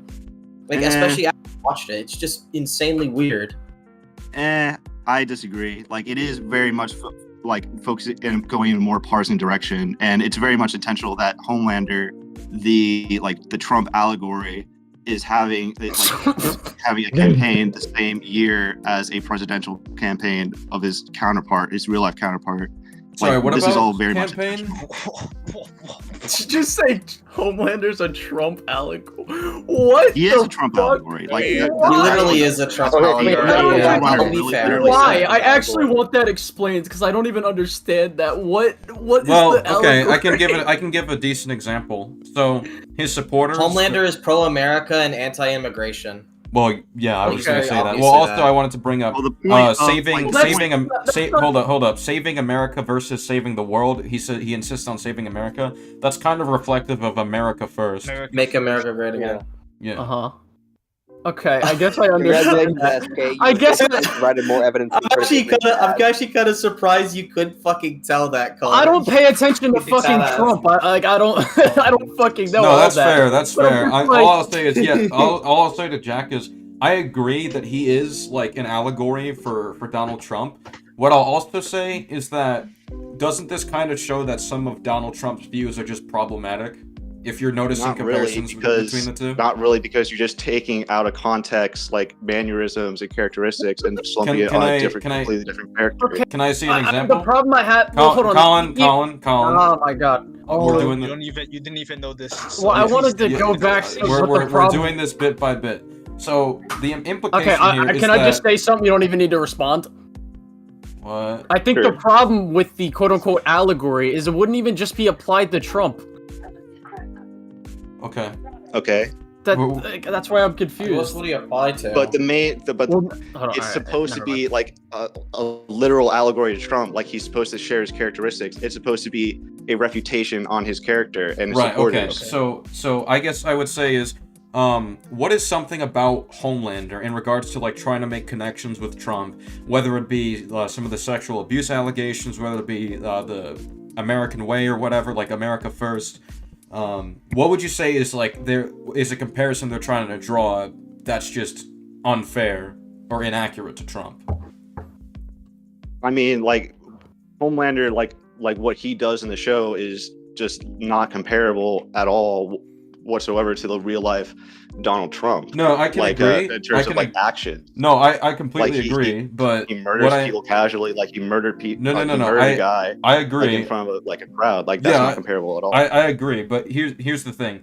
When something is like an allegory for something, it's not meant to be like exactly the same. It's just meant to borrow things. Yeah, it's not one-to-one. It borrows some things or ideas from one thing, and it creates a parallel between them.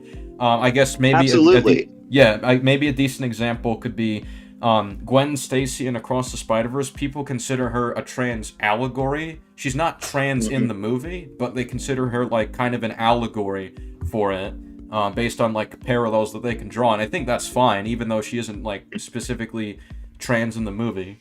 So, I feel like there's a difference between allegory and like actual one-to-one, saying that this is Donald Trump. I don't think the show is saying Donald Trump would fucking laser people's heads out if he could. Right. I don't think the show's saying that. The goal of it is to create an association between the real life person and the viewer. I think we're getting a little bit too far off. I think we're getting a little bit too far off the mark. I think the problem is how is this any different than the other seasons? How is this any different than season 1? Like Homelander has been like this the whole time. Homelander has always been like a very right-leaning fucking character. Like I wouldn't say that. Season one, he literally is like, there's literally like this whole thing about like religion and Christianity and shit, and like showing the big negatives of it and how it's anti-gay and all that. That's like in the first season. I mean, like Joe Biden. And who's in the forefront of that? I mean, like, yeah, but I wouldn't like. Okay, but these are like very hang on. broad things. I understand what. Hang on. If you blatantly see a superhero who's walking in an American flag in this rally for religion where they talk about anti-gay people, like what side of the aisle do you think they're criticizing? What political side do you think they're going after right there? I'm sorry, can you repeat that? I received a call. Okay, once again, the big superhero that's in this event, a literal walking American flag, who literally walks in, is in the scene, in this like a religious rally or whatever, where they talk about anti-gay shit constantly. Like, what side of the aisle do you think they're criticizing there? I mean, like, I guess it has to be like a Westboro Baptist Church, like or like allegory, or maybe Yeah, it's being like, anti-religion. It's that's woke. That's literally extremist, what woke though. would be under this Extremist logic. It's practices of anti-Christianity. Yeah, and they even poked fun at the fact that some of them aren't even really authentic. Like the fact that Ezekiel, the leader of the church, was like all for anti-gay stuff, despite him being gay himself. Like they always have poked. Yeah, that's like they a treat thing, it the as like US damning senator that evidence if caught- they show him being Yeah. gay. Yeah, like that's sort of an allegory. There was like a couple years back, there was a U.S. senator who was like signing all these anti-gay laws, and then he was caught trying to suck a dude's penis in a airport parking lot. Yeah. Yeah. Yeah. Once again, that's going after the right-leaning people. Another one, and this is really important. This is just the concept of the show. The show is literally anti-corporation. Yeah. What do you Right. like? What do you think this VOT is? VOT is literally the representation of denying everything it. bad about Like, I'm not corporate denying America. that's anti-corporation or it's anti like right-leaning people. Right. Yeah. I guess what Well, we're yeah, trying so to it's so what we're different. trying to communicate here is What I'm saying is Wait, that it's okay, not SK, very, no more. what I I'm need to very say something. okay. Let Go me ahead. just reiterate the question. Let me make it this clear. So, what's the difference in season 4? Why is season 4 somehow a crime now compared to like season 1? You can make like so. Season 1 is like there are elements of critiques of conservatism or like American conservatism in general, but that doesn't I think that's necessarily the whole make show. Homelander a Trump allegory himself. He can be like originally like Homelander wasn't He's not a Trump allegory. allegory. I agree. No, I agree. In the first season, I don't remember him doing anything that's a Trump allegory, but he's still an anti-America message. Okay. Yeah, and I don't. He literally represents everything wrong with America. That's like one of the things with Homelander. If you want to talk about him politically, and you know what he does? What's anti-American? Right-leaning stuff all the time. In what ways? He's a blatant racist bigot who's promoting a religion that's anti-gay. or at least I wouldn't say the whole religion, but like practices that are anti-gay. Well, the religion is because like some people people on the right usually go, yeah, America was built off of Christianity. Well, yeah, that's but people promotes. say there's Christians out there that don't believe in the anti-gay stuff. They say it's been like misinterpreted or whatever. I'm not like entirely sure on it, so that's why I'm not extending. No, it to I'm the talking whole about I'm talking about the right. I'm talking about the right now. Just the extreme right. That's what they would do. That's what they say. Well, that's yeah, what they but believe. you said like the whole religion. That's why I'm just correcting that. Oh, my bad. Well, yeah, just in context. Yeah. The point that I'm trying to get at is that's blatantly who Homelander's character has always been. That's who he is in the comics. That's just who he is. He's literally just representation of everything bad about America, and usually it's right-leaning stuff. Right, but see, that's the difference between the comics and like the show. Like Garth Ennis, he didn't make Homelander a George W. Bush allegory because he understood that would be too on the nose, and people would just dismiss him as partisan. But that's not what he did. There's a George W. Bush allegory, and don't get me wrong, the comics are political. Like, I'm not denying that at all. But they do so in a very different way, and that makes the points come across, I would say, better than the show in certain aspects. I don't really agree. Most people don't take the comics that long. Someone in my chat said if you watch the Eric, the showrunner interview on Variety, he mentions Homelander was based on a fascist type leader before Trump. What the fuck is wrong with you? Sorry, before I guess Trump's election, but Trump became president, then they basically merged that together. Right, but yeah, I agree with you guys would agree that there are certain lazy political satire or political allegories, right?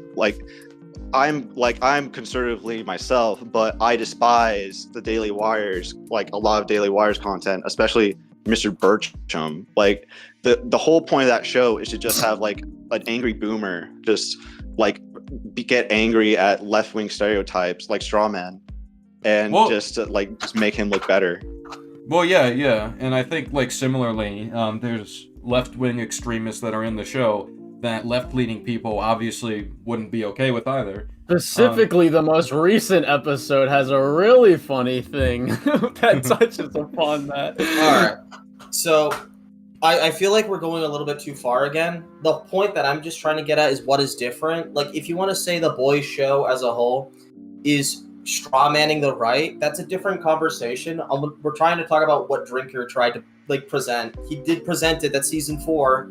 It's like, this is where I draw the line, guys. It's way too woke. And it's like, okay, what's so different than season 1? Because you like season 1.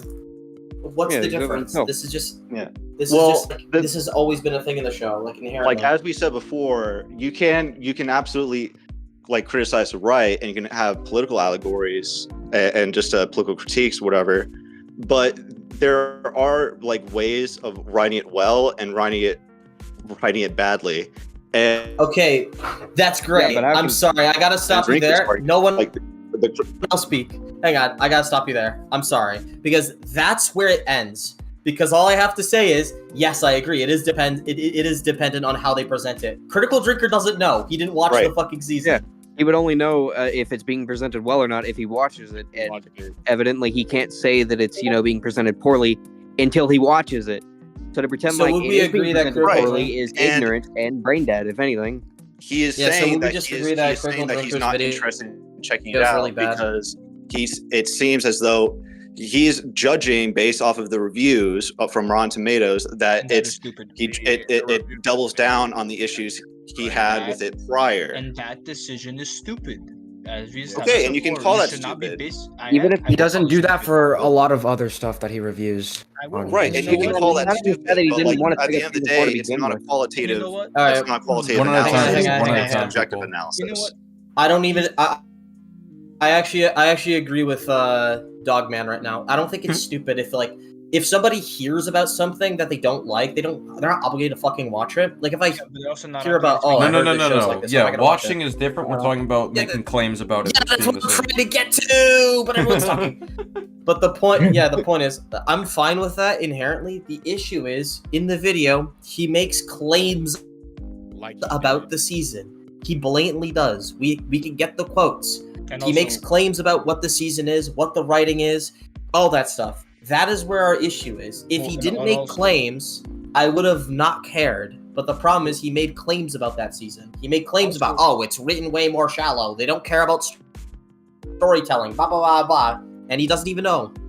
It's just an inconsistent standard because he says he's not gonna review The Boys because of woke this, woke that, but then he's like keeps reviewing The Acolyte. Critical Sandman. Keeps reviewing The Acolyte. Like it's honestly it can't be because of woke this or woke nonsense or whatever. Because how many times have like him and his friends said that they're done with Star Wars and he's still reviewing The Acolyte of all shows. Well, there are factors to that. Well, there are different factors to that because it's because reviewing fair about Acolyte. It's that simple. Well, there are factors because The Boys is way longer and The Acolyte is part of Star Wars, and that let's be honest here, that makes him money, and that's a driving factor to why he even posts reviews or content in the first place. Well, there's nothing wrong with that. I don't see anything wrong with that. It's just funny that it contradicts him. Yeah, what's stopping him from watching I'll be fair about it with the Star Wars thing. I gave up on Star Wars a long time ago, but when Acolyte showed up, I just had to know. I had to pay attention a little bit because it was so uniquely bad. I'm like, okay, what the fuck just happened? What would you say is the worst episode so far? This is just a brief question. 3 from what I've heard. I watched the first 2 episodes. I didn't even think they were that bad. The 4th episode is a slog to get through, and it makes no sense. Because characters just change motivations. Acolyte is a cancer to Star Wars, bro. Well, I don't see why I don't know how the show. I don't know where the show goes. There was some dumb shit in the first 2 episodes, but I didn't think they were extraordinarily terrible, like people are saying. If he's still reviewing The Acolyte because it makes him money, then he can't claim his reason for not reviewing The Boys is is because woke. He should just be honest and say because the boys won't earn me as much. Well, money. yeah, Because the I don't boys even won't think it's earn me that as because the much boys money. will absolutely earn you more money. Not maybe not more money, but I mean it will earn you a shit ton of views because it's still just as big as Star Wars right now, probably. All right, well, I I'm guess to talking like about kind of current- like I'm shift talking about it, currently. shift it backwards. We were talking about how the boys presents I guess the political issues or how it presents the political opinions in the first season, the second, third, fourth. I guess what I'd ask is like, what's an example of like anything in season 2, 3, or 4 where you think it starts to like go off trail for some reason? And I'll be fair to the argument here. I have seen it not in The Boys, but I've seen it in Gen V to an extent, where I don't know With if the you PewDiePie comment. Yeah, the PewDiePie comment was like, it's not just bad because of their like what they're them presenting of why they don't like PewDiePie. It's just misrepresentative of PewDiePie's character, and that's a bad Well, they thing to did put that. in the That's show. the second time they did that. They also did that in season 2 with Stormfront by going to Ryan saying, "Hey, do you like PewDiePie?" Oh, like she did say No, that. no. That was something addressing because he's a kid. Like, what are kids into? Yeah, I don't think that was trying to say. Well, no, that is what they're implying with that. Well, It is here's what the they're thing. implying. That the Nazi enjoys It is. PewDiePie. I think it's subtle because it's but it is like the Nazi wants you to watch PewDiePie. It's like, yeah, that's a bit of an. Yeah, I can see it. Well, It's like here's the imply- thing. Here's the problem. See, I with that, guess. right? Well, hold on. I guess I see where you're coming from, but it's not 100%. The thing in Gen V is absolutely 100%. Like, yes. Yeah. Yeah. I mean, why because else the would they season, include- well, the why season else 2 would they include that in season 2? Well, Because I can give a PewDiePie is similar. the- I can give a similar answer. Let's say I think DeLorean told me this, but in the movie Challengers, one of the kids is like, I want to watch Spider-Verse. So like, what does that indict Spider-Verse in any way? Like, I'm confused. It's like it's just a meta You ever watch reference. Superman? You ever watch Superman and the Lewis? fact that it's coming from a Nazi Lewis? character because Oh, well- if you look at it from the context of Okay, this okay, being then let me called a make Nazi it. before, Okay, that I makes- understand. Okay, I understand that. Let me try to make a more fair comparison. Norman Osborn offers Peter, "Hey, do you want to work as a scientist for a company?" So by that standard, wouldn't that just be like, oh, so you're saying anybody that works as a scientist under a big corporation, that they're contributing to the bad stuff in corporate America by doing that? I don't think Well, that's what they're implying I at think all. there's In certain for context, anybody. yes, that hold is on, what for, happened. Well, for anybody I that's think- watched Superman and Lois, Lewis, if you will. There's a scene where like the girl who Jordan is dating, she asked her little sister to watch like Sniper Wolf or some shit. I don't think that's representative of anything rather than, oh, they name dropped a popular YouTuber because people will probably know what that is when they're referring to it. Like if fucking if Stormfront was like, do you want to watch fucking Pyro Cynical? Some people would be like, the fuck is that? or if Stormfront was like, hey, do you want to watch The Amazing Lucas? Yeah.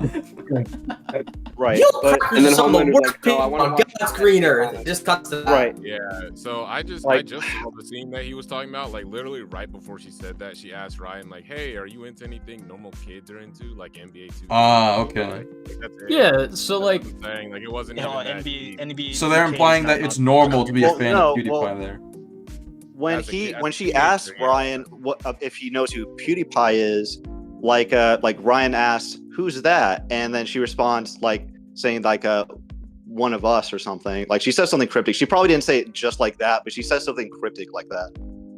Oh, well, Yeah, but hi, that was hi a- that was a big CHD, do you want to PewDiePie look in at it just to confirm? yeah, you said you were watching it. So. Yeah, it's pull up I the can clip, I guess. look at it actually. Yeah. Yeah, but like Same, actually, no. while that we're on doesn't really sound- Stormfront, like I that, see what that's she was like talking about an him issue I being have white. with Colin's criticism, like a drinker, addressing the showrunner's claims that people hyper idolize like Homelander or think he's a hero. Like when Drinker says that nobody thinks Stormfront is right, you respond with that by saying, well, a lot of like Stormfront is based around like the characteristics and quotes of a lot of other people IRL, and that's exactly the sort of thing that he's criticizing. It's not subtle, like, and it's inorganic. It's just making a Stormfront's not monster utilized as a and character. it's Oh my inserting, god! like quotes Did you from other not listen to people, the? hoping that you make that association. Did you not listen to the just other said, part of that? did you Stop! Do you know? Did you not listen to the other part of that? Or did you just? Could you clarify it? Well, if you listen to the other part of the video, I'm like, nobody thinks this is good because they're saying, oh, Nazis are bad, or don't be like Homelander. Nobody thinks that, so I don't even know why he brought it up. But because he's addressing, hold on.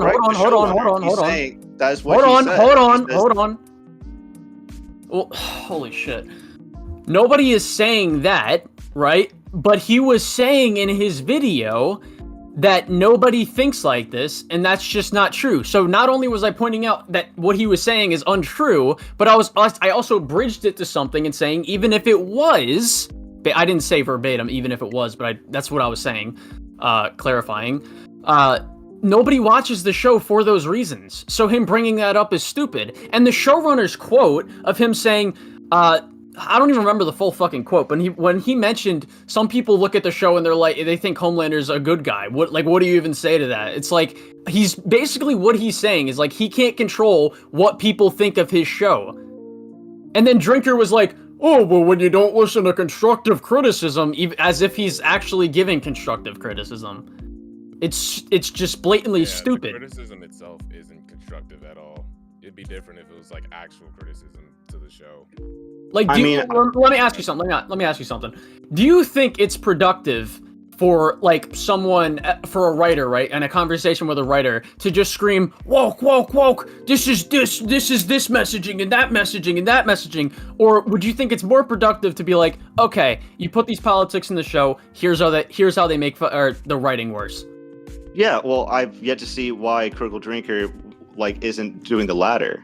Because he didn't watch the show. He didn't watch the show. Nothing he says is constructive, and he doesn't get into any specific details. Because it's not a review. Like, it's just him giving Oh his my god. So then where's the constructive? We've already. Okay, why are we okay, hang on, backstepping? hang on, Why hang are we on. backstepping? Let me ask the question then. Critical Drinker says that the writer is. Hang on. The Critical Drinker is saying the writer is sidestepping or neglecting constructive criticism. What is the constructive criticism? Can you recite the constructive criticism? Well, the constructive criticism, I can imagine, like, a consistent problem people have is the ham-fisted political commentary. And this didn't just happen. Like, a lot of people, like, are saying, oh, well, where were you all the other seasons? Well, they were there. Like, that was the most consistent complaint. Like, people did not like the BLM subplot with A-Train. Like, what's bad about it? Like, people correctly pointed out that. Well, hold on. Why is that bad? Eric Chauvin, like, why? Okay, hold on. Can I finish? No, because I want to cut you off because you just pointed out an example you're shotgunning. No, he's shotgunning. I'm going at his point. I don't care. We don't know what he's going to say. I don't care. You're going at that after the concept, but the point that he's trying to get he made a claim. No, he made a claim, and I know. Shut up. You need to let me finish. You need to let him finish. You need to let him finish. If you bring up another example, I'm cutting you off again. You need to go let ahead. him finish. During season 3, like, okay, so you're gonna bring up another example. You don't know. Oh, come on, you don't know what he was gonna say. I just said if you bring up a different example, you don't know. He's probably repeating himself. Let him finish.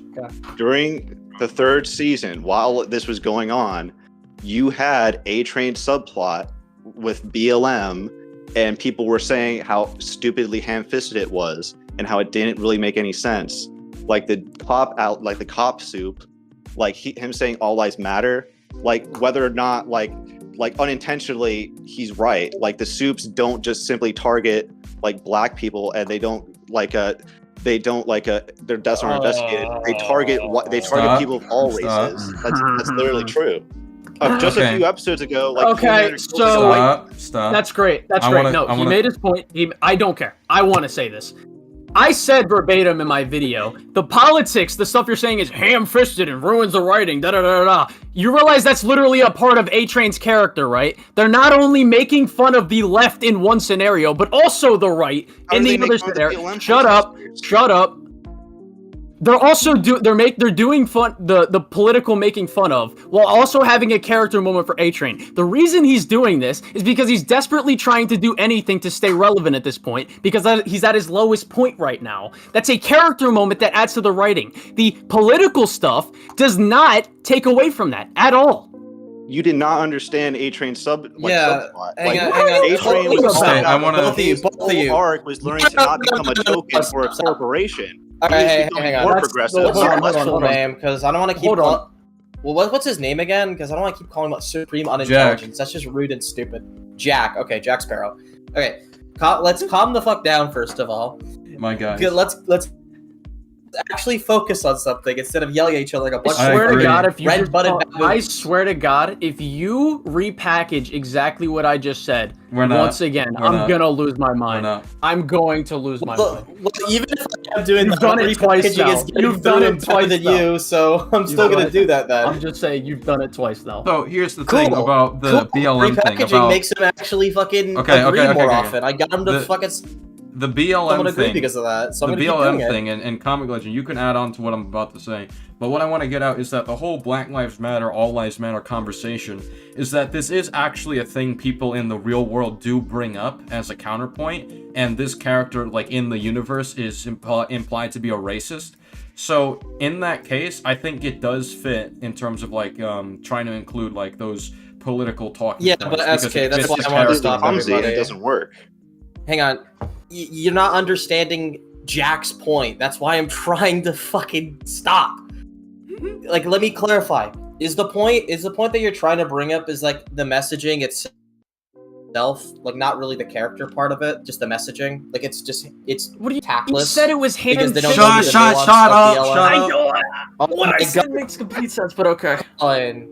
Yes. I'm trying to ask for clarification. You're acting like a baboon with a red butt. Shut the fuck up. Go ahead, Jack. Yeah, like when I clarify. say ham-fisted, that's that I mean the politics are like not working in the show. Like not every real life scenario, like in the real world, works in the fictionalized universe because as we've seen countless times before, like in the 2 prior seasons and even in this season, like people, non-soups, like citizen casualties of actual soups, like they don't really, like race isn't really a factor. Like their deaths don't get investigated. Like the privileged ones are like soups in general, and there's not really a race aspect to that. A-Train got off killing a black woman himself. Right, and he's black. I think you're stop. Okay, so all right. No. Comic Legend. So to clarify, I was speaking first. I was trying to get somewhere with them actually. Like, I was trying to get. I to a was place as well. I was as because well. So you're you guys saying just gonna keep yelling. So, Jack, you're saying that the problem with the subplot is that we have examples of soups going after people that aren't black people, such as even A-Train himself going after killing a black woman, right? Unintentionally killing a black woman, like Huey's girlfriend. Yes. Okay, so I think what you're not Unintentionally. I think what you're not understanding They is did it on that purpose. the focus of that subplot is on this one very specific soup who specifically goes to black neighborhoods and like disproportionately patrols them, and he tries to give very flimsy, subtle but flimsy justifications for why he does that, when the show does imply that it is racially motivated why he's doing that. So they're not saying this in regards to like every single soup out there. They're very much focusing on this specific one. Right. Yeah. Yeah. And that's Blue Hawk. But that's It's another supposed to be like a example police of officer kind of soup. This is an example of what I was saying before. You're taking a bunch of real world elements like out of context and applying them to a monstrous, indefensible character. Right. Well, it's like a straw man. That's what he's trying to. Hang on, ask you. What he's trying to basically say, in a sense, is like it's just straw manning aside. It's just going with like the BLM thing. What he's trying to say is, I'm not even saying I'm agreeing. I'm just trying to clarify this. Yeah. Is fucking.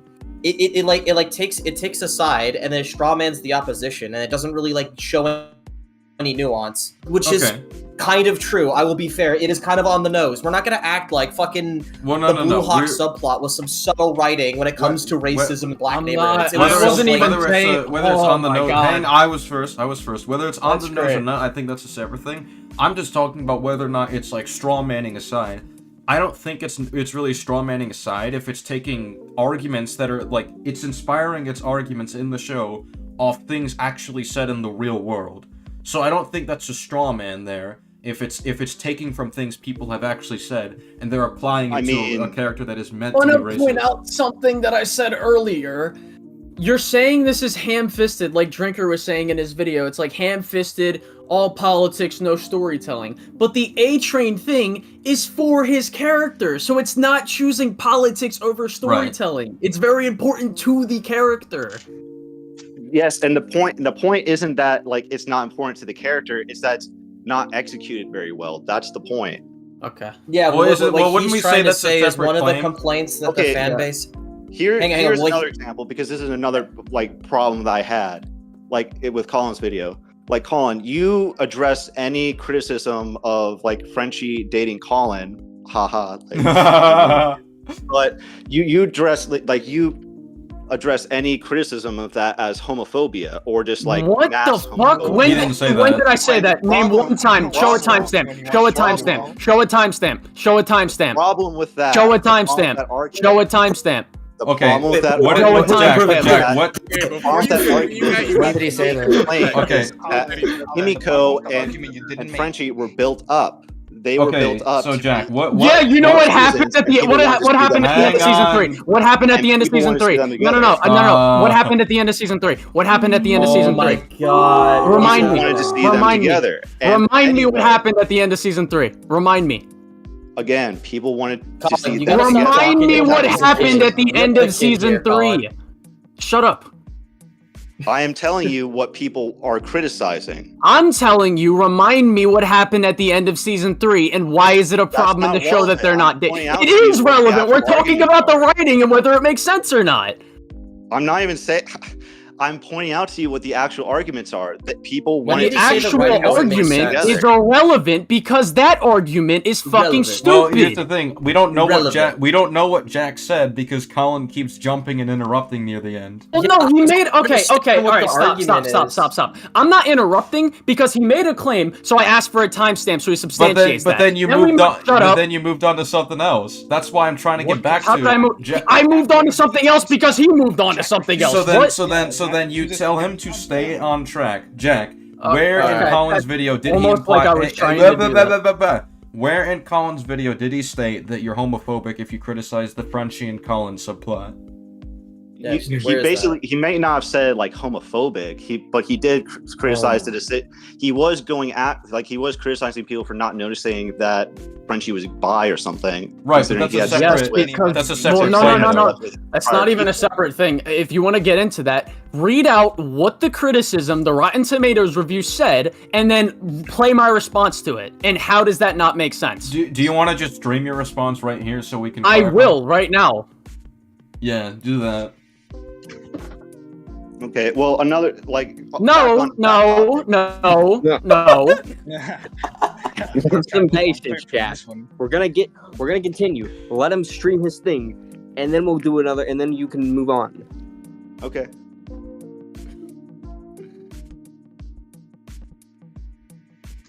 This is becoming a mess so fast. I don't even know why.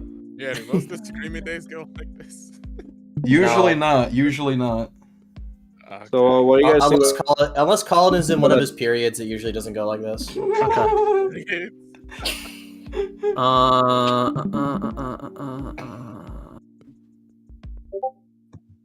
Okay. This drinker is not strong, man. Since some cops do over patrol. Okay, can you see it? Yep. Jack? Yeah, I can see it. All right. I want you to listen very clearly. Criticisms that you placed on screen from Rotten Tomatoes. I'm a big fan of this show. Unfortunately, season 4 has gone off the rails. The first 3 seasons were excellent. They found the balance between crossing the line/shock moments and pulling the audience into characters on an emotional level. Season 4 is overly disgusting, overly mean-spirited, unpleasant, and lacks any redeeming value. The changes to Frenchie's character feels forced and inauthentic. I love this show, and I hate to say it, but I'm out. So we have someone doing just as Drinker is doing, saying things without any proper elaboration. The only thing that even has anything necessarily specific in regards to what he's talking about is apparently the change of Frenchie's character. But the only quote-unquote change, which isn't even a change, is the fact that they just blatantly now confirm, yeah, he's bisexual. As opposed to earlier seasons where it was only kind of hinted at, with instances such as him kissing Huey in season 1, telling MM to be more open-minded about love sausage. He was in a 3-way relationship with a dude and Cherie. Granted, that relationship isn't necessarily confirmed to be a sexual one, but it's still something that can be looked upon as a hint of it. The fact that he was a male prostitute in the past, the fact that he called his old friend Jay that died my Dorothy, and he was very upset when little Nina brings this up in season 3, and the fact that he mentioned trans strippers for MM's bachelor party in season 1. There's multiple hints at this, and it's never even established that he's not bisexual. When I heard him So it's say not that, I a was like, I'm change to waiting his for the character because you can't transphobia. change something that was never established. It's also not out of character, so the writing is still fine. And his relationship with this guy is very well explored within his character, and the very prevalent theme of the season being facing your past. A self-congratulating Okay, message at- now. See how we watch it, and everything you just said is just not true. I mean, it isn't. I mean, it's still not true. Like, what? What have I said that's been rebutted? Well, you said he was calling them homophobic, which he didn't say. Yeah, Well, yeah. What I- about I- extreme I- homophobia? I addressed that. Like, the criticism is the change, like the change of his character being bi. When no, the criticism of Frenchie, the criticism is Frenchie entering a relationship. Like, so you understand? I didn't that- address that criticism Hang on. specifically. He's What trying are to you talking he's about? trying to clarify. Okay. Well, he said Okay, something. so Paulin, why is Mary Jane being in a relationship with Paul bad? Don't know, haven't read it. Well, I think okay. Let me try to clarify what Jack is You getting don't at. know. I Okay. think what Jack is trying to get at is that a character goes from one relationship to another in a way that's like rushed or it seems like unnatural in the story progression. Is that what you're saying, Jack? Yeah. Okay, so Okay, Colin, so tackle explain that how point. Well, I want him to explain how that's the case with Frenchie. Okay. I'm explaining to you the problems with it. Like, this is what people are saying. Like, not they what the don't review feel said. He was they responding don't to the they review don't. of people in general. Jack. They, He was that is responding what to the that is what tomato they're review, saying. not Jack. people in general. Jack. I'm not talking. Jack, No, the why do you thing, feel that way? Jack, the thing that I responded to in my video didn't even mention Kamiko. So why would I respond to something that wasn't even mentioned? That's one thing. 2, at the end of season 3, they quite literally said that a romantic relationship between them won't work out, and they both acknowledged that, so they moved on. And in season 4... Okay, people say that all the time, and they end up together. So What? They I don't know what just happened. Bro, like, no. Oh my God. No, dude. Lois Lane leaves Clark I constantly. don't like, care. That bro, doesn't mean no, that's what no, it she has ends to up back be. with him. She still ends up back with him. I don't care. Wait, that doesn't but mean that's Jack, what how it do you has know that to won't be. happen? How do you know that won't happen though with Kamiko and Frenchie? What if that does happen at the end? I want to point out. No. I really want to point out how they are People still want them back together. That's the How point. are they? Okay, and what do you mean? that's and? not a good criticism of the show. I don't care. That's not an objective issue with the show. If you want them People to date, annoyed I don't care. I don't Yeah, as a care. great man once I said, don't you're trying care. to defend a negative. I don't Okay, care. then you can't say that All Mary right, hang Jane on a and second. Paul being together is bad. I don't fucking care about Mary Jane and Paul. I just make fun of it because he got cucked. I haven't even read that Spider-Man run. What the fuck makes you That is think I what care? Everyone is calling stupid writing. That's great. I'm not everyone. I'm me. Yeah, and you are stupid. Like that is such a All right, everyone stop. It's a ridiculous statement that I haven't read a comic. Okay, I don't care. Mary Jane should not be together. Mary Jane should be with Paul. That makes no sense. That's great. That's great. That's great. That's great. I haven't read it, so I don't care. Not zoo animals. Not the zoo. Holy Okay. Okay. Dumbest thing I've ever heard. Holy shit. Cool. I love that. Okay. Let's go back into focus. Because I'm starting to get lost of what the point is. Oh, what's like, the main no, point no. you're trying to... What's the main point you're even trying... Do you honestly Go ahead. agree with Colin that Mary Jane should be with Paul? Like, do you think that? Say like, she that's should good or writing? shouldn't be. I said I didn't read it, you dumbass. Pay attention. Okay, hang on.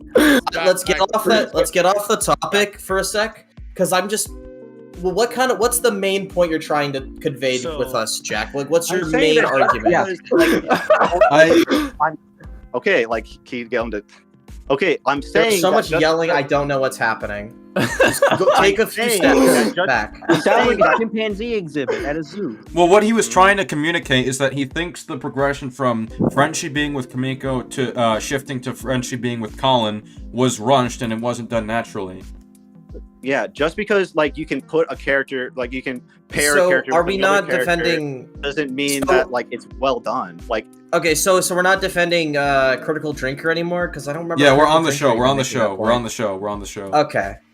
we're talking about the alright. video where he addressed like an RT like comment, and I think Yeah. it's very funny that Colin actually lost a debate with lost an argument to an RT comment. Like he didn't understand that Carl Urban played Butcher. Like that's hilarious. What? I didn't lose a debate set. What are you talking about? Bro, you left in how you didn't know. All who right, Carl Urban Jack. was. Enough about the No, he debate said- winning. no, no, enough no, about no. the debate winning. Let's stick to the actual I didn't point. Your debate point. anybody on Your that, but point okay. was You about lost an rela- argument to a you're- comment that okay, couldn't even respond Jack. back. I don't know Jack, what you're- are you talking hang about. on. Stop. Okay, all right. Jack, Who the fuck is Joe? you're Oh no. Oh my god. So your point was about whether or not the relationship with Colin was rushed in the show. So we're just going to go back on that basis. Jack, why do you think it was rushed in your opinion? Because like you have this relationship that established with Kimiko and Frenchie for like seasons. Like there's hours of there's like several. It's a very long progression to a relationship, and even though like they don't end up together, that's not necessarily a door closing, and you can they can easily go back together. But that's not what happened. Oh yeah. So big problem with that. When they did split up, hold on. Big problem with that. When they did split up, 2024. When they did split up, Frenchie is trying to accept it. He goes to drug rehab, and this is where he meets Colin. So weird saying my own name. But so I don't necessarily see how anything is rushed. That's not rushed. That's just them not doing what you want them to do, even though the door still hasn't been closed for them. It's not 100% closed. They could still go back to it. Okay, and So where is the rush? That still doesn't make the relationship between him and Colin like good. It just makes it filler. I don't care whether it's good or not. It's not even supposed to. It's not supposed to be some in-depth, complex relationship. It's mainly focusing on what it does to Frenchie and for his character. And that's not inherently good. Like it can be Okay. and It's not inherently bad. So what's your point? My point is that this is like one of the most like even people who love the show. Like there's a YouTuber Savage Books who like loves the show. Savage Books. He loves the show, but even he points out how this relationship is rushed and not done. That's well. great. I don't care. I want to talk about you. Okay. Yeah. Fine. Okay. So what I want to say they're from right. what I want to say about this point is, I kind of get where you're coming at with the filler thing. If you're talking about specifically just the relationship, and we're like not talking about Frenchie's character arc or whatever. I think it would be equivalent to just simply like a lot of TV shows do this, and I think I know what you're talking about, where it's like there's the character that's obviously the end game that they're obviously going to go for near the end, but then there has to be this thing where it's like, oh, I can't be with them because of whatever reason, and then they have this other character in there, and it is just kind of filler for like a love interest kind of thing, because Colin, the character, is really flat and kind of boring. He's just kind of a plot device so far. So I can kind of understand that perspective. But what I will also say about it is like, if it's not going to be a big part of the story, I don't think it hurts. I don't think it hurts anything too much. And I think like doing like shit like this, like the filler relationship, can be useful for improving character writing before you actually put them with the real love interest. Yeah. I think like I've watched a lot of shows that do that, and I like. It's like The Flash before Barry gets together with Iris. Invincible season besides 2. Iris not being a good character, but before Yeah, Barry season- gets together with Iris, he has a whole bunch Season of other 2. love interests. Yeah. The one in season 2, Patty or whatever, like that helped Barry like know how to carry his relationship better, so he would be ready for Iris. It's like that. That's a good one. That's like a good also Becca example. of it. Butcher, so. Well, also Invincible season 2. But I will be fair. What's important about writing that kind of stuff is you make the love interest, even the filler one, an actual character. And Colin's not a character. He's just some dude that fucking Frenchie likes. He's kind of boring. Well, not necessarily. It's not like there's literally nothing with it. It's like his fucking family died, and he ended up in the same.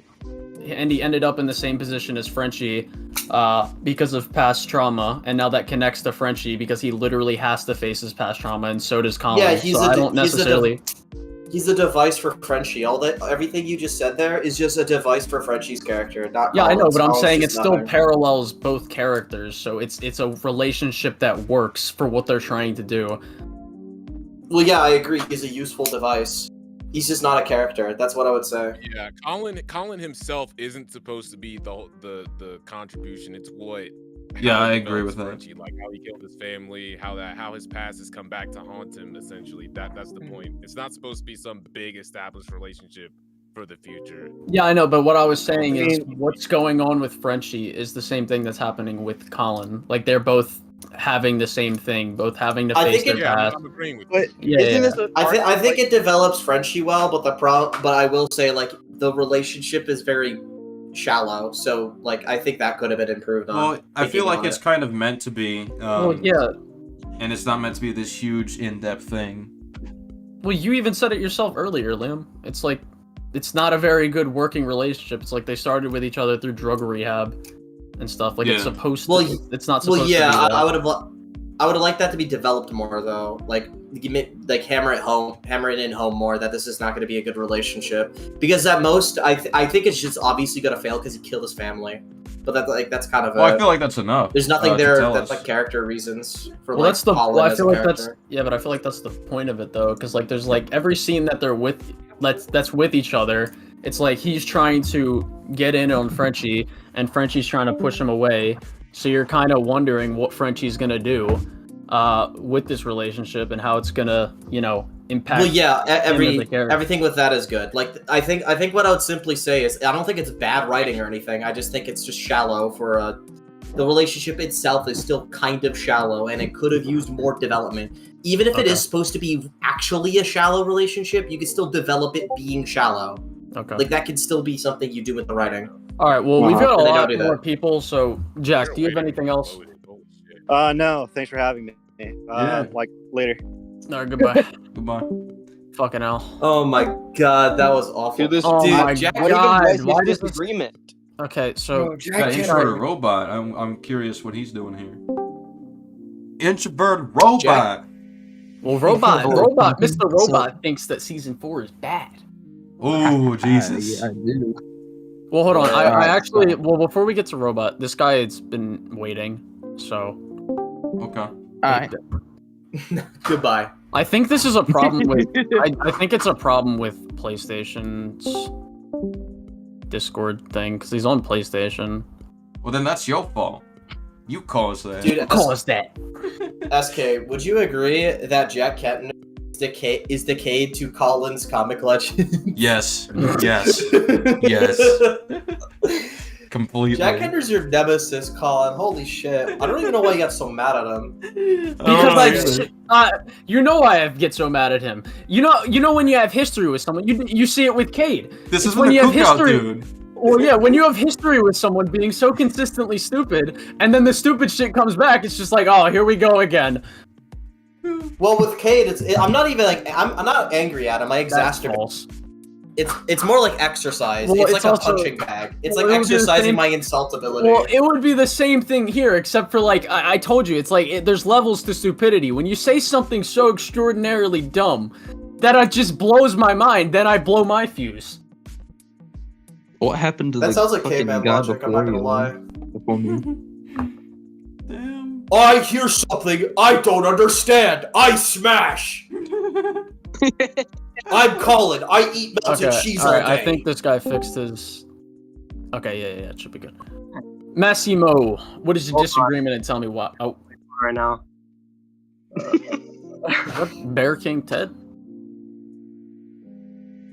Hello? Yeah, what is your disagreement and tell guys. me why? I'm sorry. I can hardly hear you guys because it's on my phone speaker. Oh yeah, pull up like Just tap give me, on the like- screen give me, and then like, a pull it up, minute. and then you can have the option to change the audio output.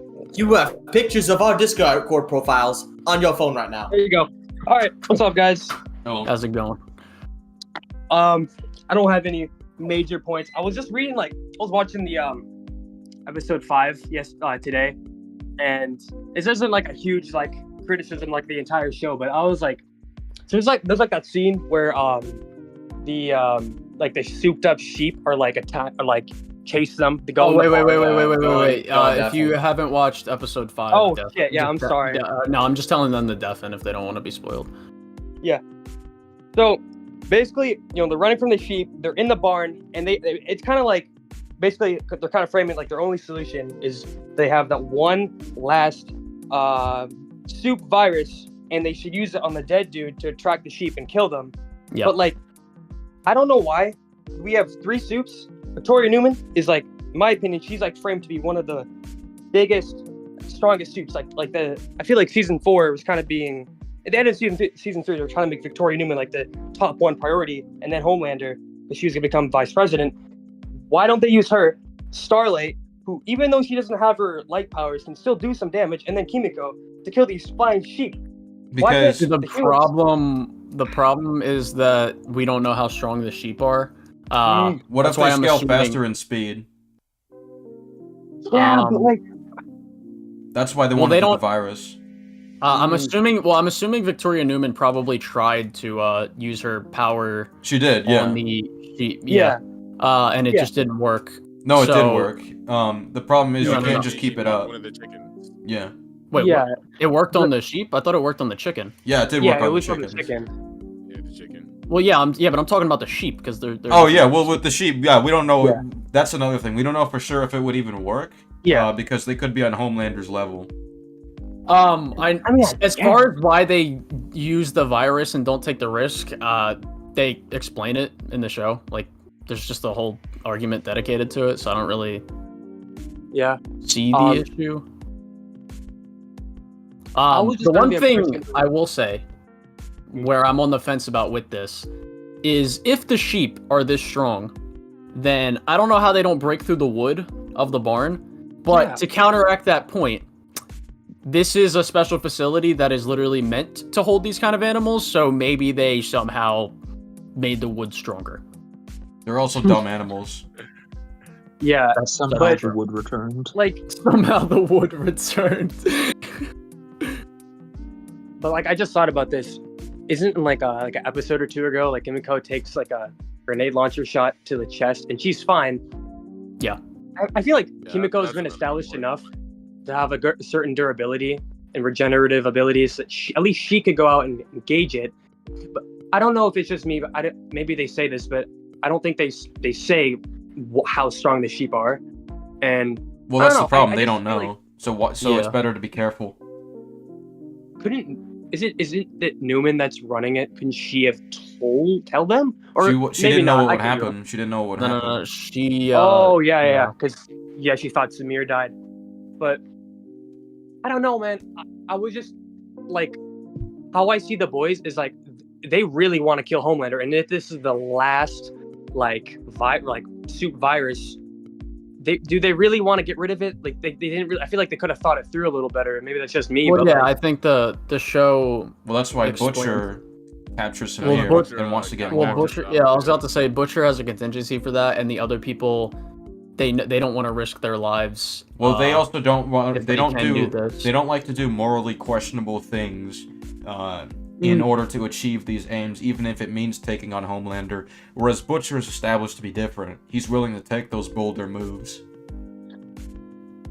yeah, well, with like Starlight, I feel like she kind of agreed to the fact of getting that. She even reluctantly, she still kind of agreed to go get the soup. She didn't want to, but she like realized like, we're desperate. We need to do something. But like, I don't know, man. I feel like the Circumstances changed at the barn. The circumstances at the farm changed it. One thing I will say, I want to implications. gauge. SK, you watched the episode, right? I did watch the episode. Yep. I want to ask you a question about this. Why do you think it's a problem that Starlight and Kamiko walk into the room with the tests? Why would it be a problem? Yeah, I think Because there's a probable risk that the virus could be left over and they don't know how it transmits. They talked about blood. And No, they didn't. Yeah, that was before. After they didn't know the information then. Oh, they didn't know the information. Yeah. I assume they were just there for basic protection because there could be people in there that are dangerous. Okay. I mean, actually, wait, no, because they could have just looked in the door frame and seen there's nobody in there. Like, but people can show up. Yeah, which would be why they would want to be outside, right? Like, if that would be the case. Like, I don't see why them there's being another outside entrance, would right? impact that. Okay. Fair enough, I guess. I also was wondering about the last, like the episode before, episode 4, when like Starlight kicks Firecracker's ass. I'm just like, this kind of like annoyed me a little bit, but like her powers are literally like to manipulate electricity. She can turn off TVs, break them, and she goes. I feel like she kind of already knows that this is a live stream going on, and she goes on and beats the shit out of Firecracker. I don't know. Maybe she could have turned off the electronics in the area. You can't do so that. she doesn't get bad rep, or is the spoilers over? Yeah, no, they're not. We're over. still going. I don't think she can do that. And the reason for that? No. She is capable because I remember. Wait. No. Let me explain why. So when I say I think I'm you not need saying, to take it from a different. I'm not angle, saying from honestly. physical capability. I'm saying from a logistical capability. So if she focuses all her power on taking down all these cell phones and shit, that leaves her open for an attack. So that isn't very tactful. The other problem I want to point out is that she's like kind of blacking out right now, seeing red. Yeah, she's well, not yeah. thinking. Well, yeah, clearly. she Not has like logically. tunnel vision right now and is hunting for revenge. Those are two reasons why she wouldn't just shut down all the phones. And like even if she does shut down all the phones, it's like okay, I don't think you're getting them all. Yeah, that too. I just it's kind of good to think this through, but I also kind of want to talk about this. Like, I feel like with what Starlight has gone through in the past seasons about Vought talking all this crap about her and painting a bad picture, and then now with Firecracker saying this, I just feel like Starlight should have built a thicker skin. This shouldn't was be. a private thing that she only told Huey about. Yeah. This is more personal stuff, but I don't know. I feel like Starlight should have learned to not just stay away from it and just what's at stake if she like for example, she beats the shit out of Firecracker. I kind of view it as a tipping point because like we have seen in previous seasons how much she holds in her anger. Like, you know, when she puts like her fist behind her back and shit. Yeah. Like I view it as like a tipping point of like all this shit like just collectively building up and then revealing something like, yeah, you had an abortion. something that was not only hard for her, but also Huey, and something private that would make her look bad. I think it's just like a volcano about to erupt. Like it's just bubbling up, and then you finally just bust. Yeah. She She even tolerated Firecracker up to that certain point too. Yeah. Not like she just immediately just. Yeah. So, I got a question about the I guess I'll do a spoiler warning. You guys seen that Joe Kessler, the Negan? Yeah. Yeah. You think he's real, or like I'm on the boat that he's like a hallucination, like just like is kind of like, if you've noticed that, like there's no scenes between Kessler and anyone else like that he talks to. That's just certainly an interesting interpretation. I didn't think of that. I thought he was real old. Like, but I guess, yeah, maybe he could be. Yeah, I saw like people have been saying it on like YouTube and Instagram, and I kind of see him as like representative, kind of like a devil on his shoulder, kind of.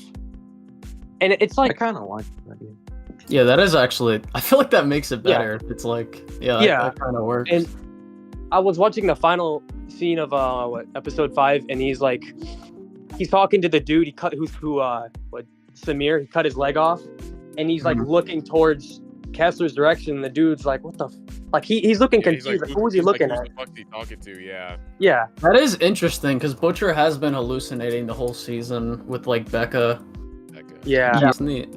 I'm really curious. That'd be a pretty cool twist. Yeah.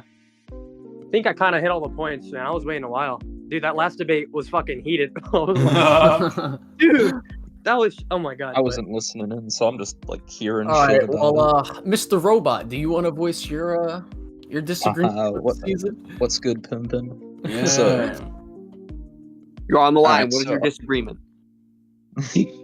I'll start off with like some like basic ones. Like first, that could probably be like, disproven. I think the thing with Frenchie and Kimiko is a bit weird after like season 3, since they're like their whole relationship is kind of seen as like a loving and caring one, and like near the end of the season, it's like the only way how Kimiko can protect Frenchie is by taking the V and all that. I think it's a little bit jarring that all of a sudden this new person has been introduced that we like know nothing about at first, but that could just be personal preference. But I think it's a little bit weird. Like after everything we've seen of Kimiko, they just kind of drop the relationship. Well, I think so. At the end of season 3, when they're like, they see each other as family, more or less. Like we were talking about this earlier. I don't think it necessarily closes the door on their relationship, but it's more tackling like, they've been with each other for so long that in order to actually face their past trauma, there's stuff that they need to do on their own. You know what I mean? I think it's actually kind of an interesting juxtaposition from what's been previously done, and I think what they're doing with Frenchie's character right now is really interesting. Yeah. I actually, the way that you describe that's actually a pretty interesting way of looking at it. So my next criticism would be is with Newman. They're all just kind of trying to kill Newman at this point.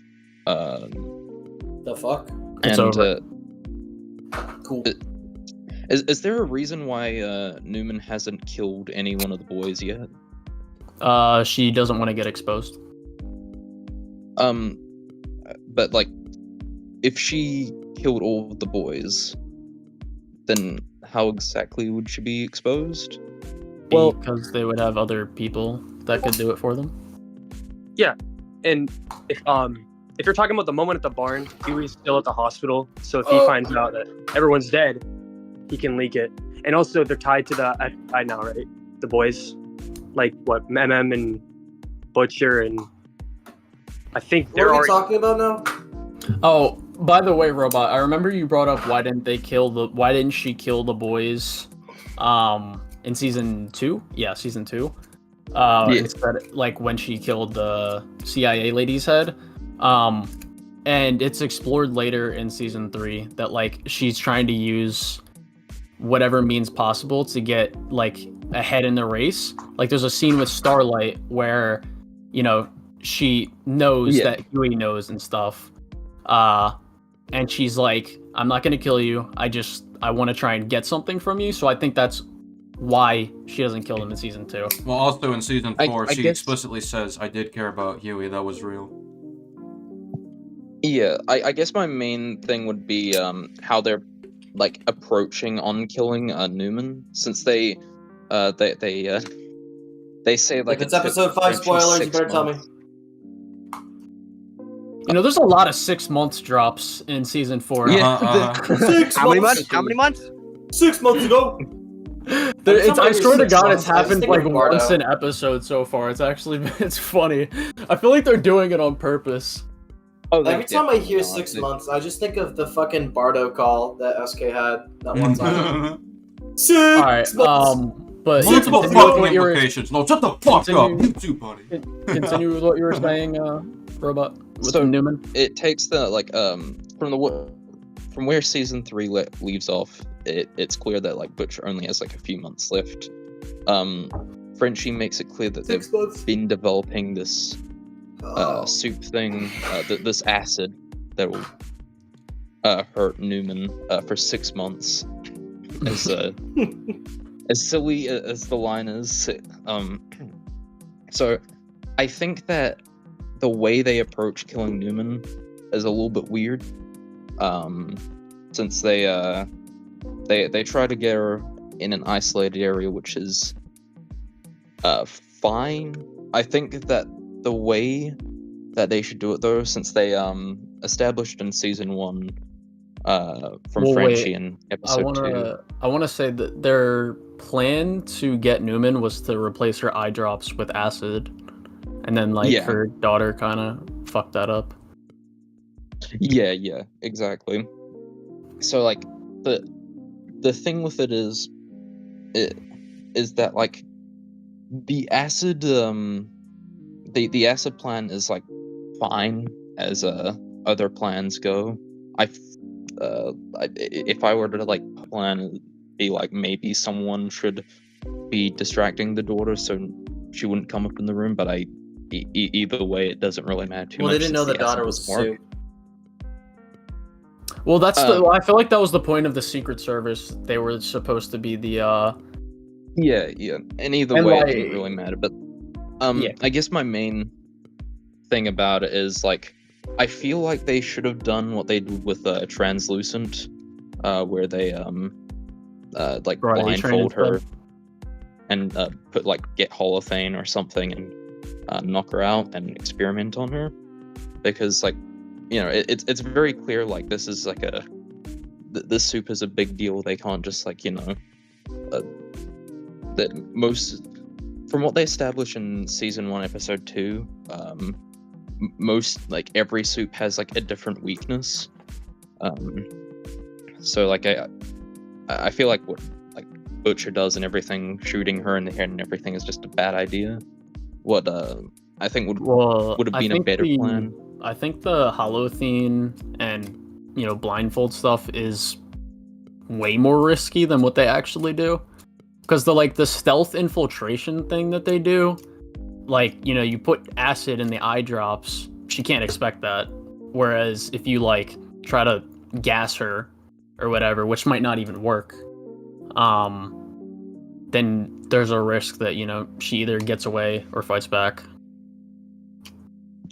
I do think that like if you like the gassing thing for example, like if you put a blindfold over here and you try and gas her, doesn't work, then like it kind of establishes to the opponent that you're kind of going on the offensive. So if the next time you try and do it and you do it all stealth-like, it'll be a lot more unexpected.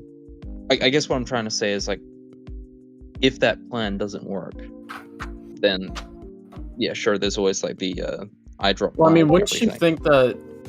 I don't necessarily think it makes your intentions necessarily clear, because they know that, like, she can't predict just off the basis of, like, if they do some loud assault, like direct assault on her, that's exactly how they'll try to do it again, and vice versa.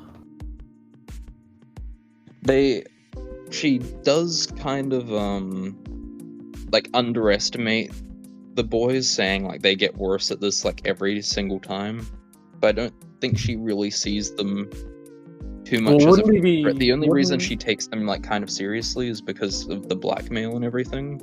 Well, wouldn't we be thinking of it from the boys' perspective, since they would be the one making up the plan?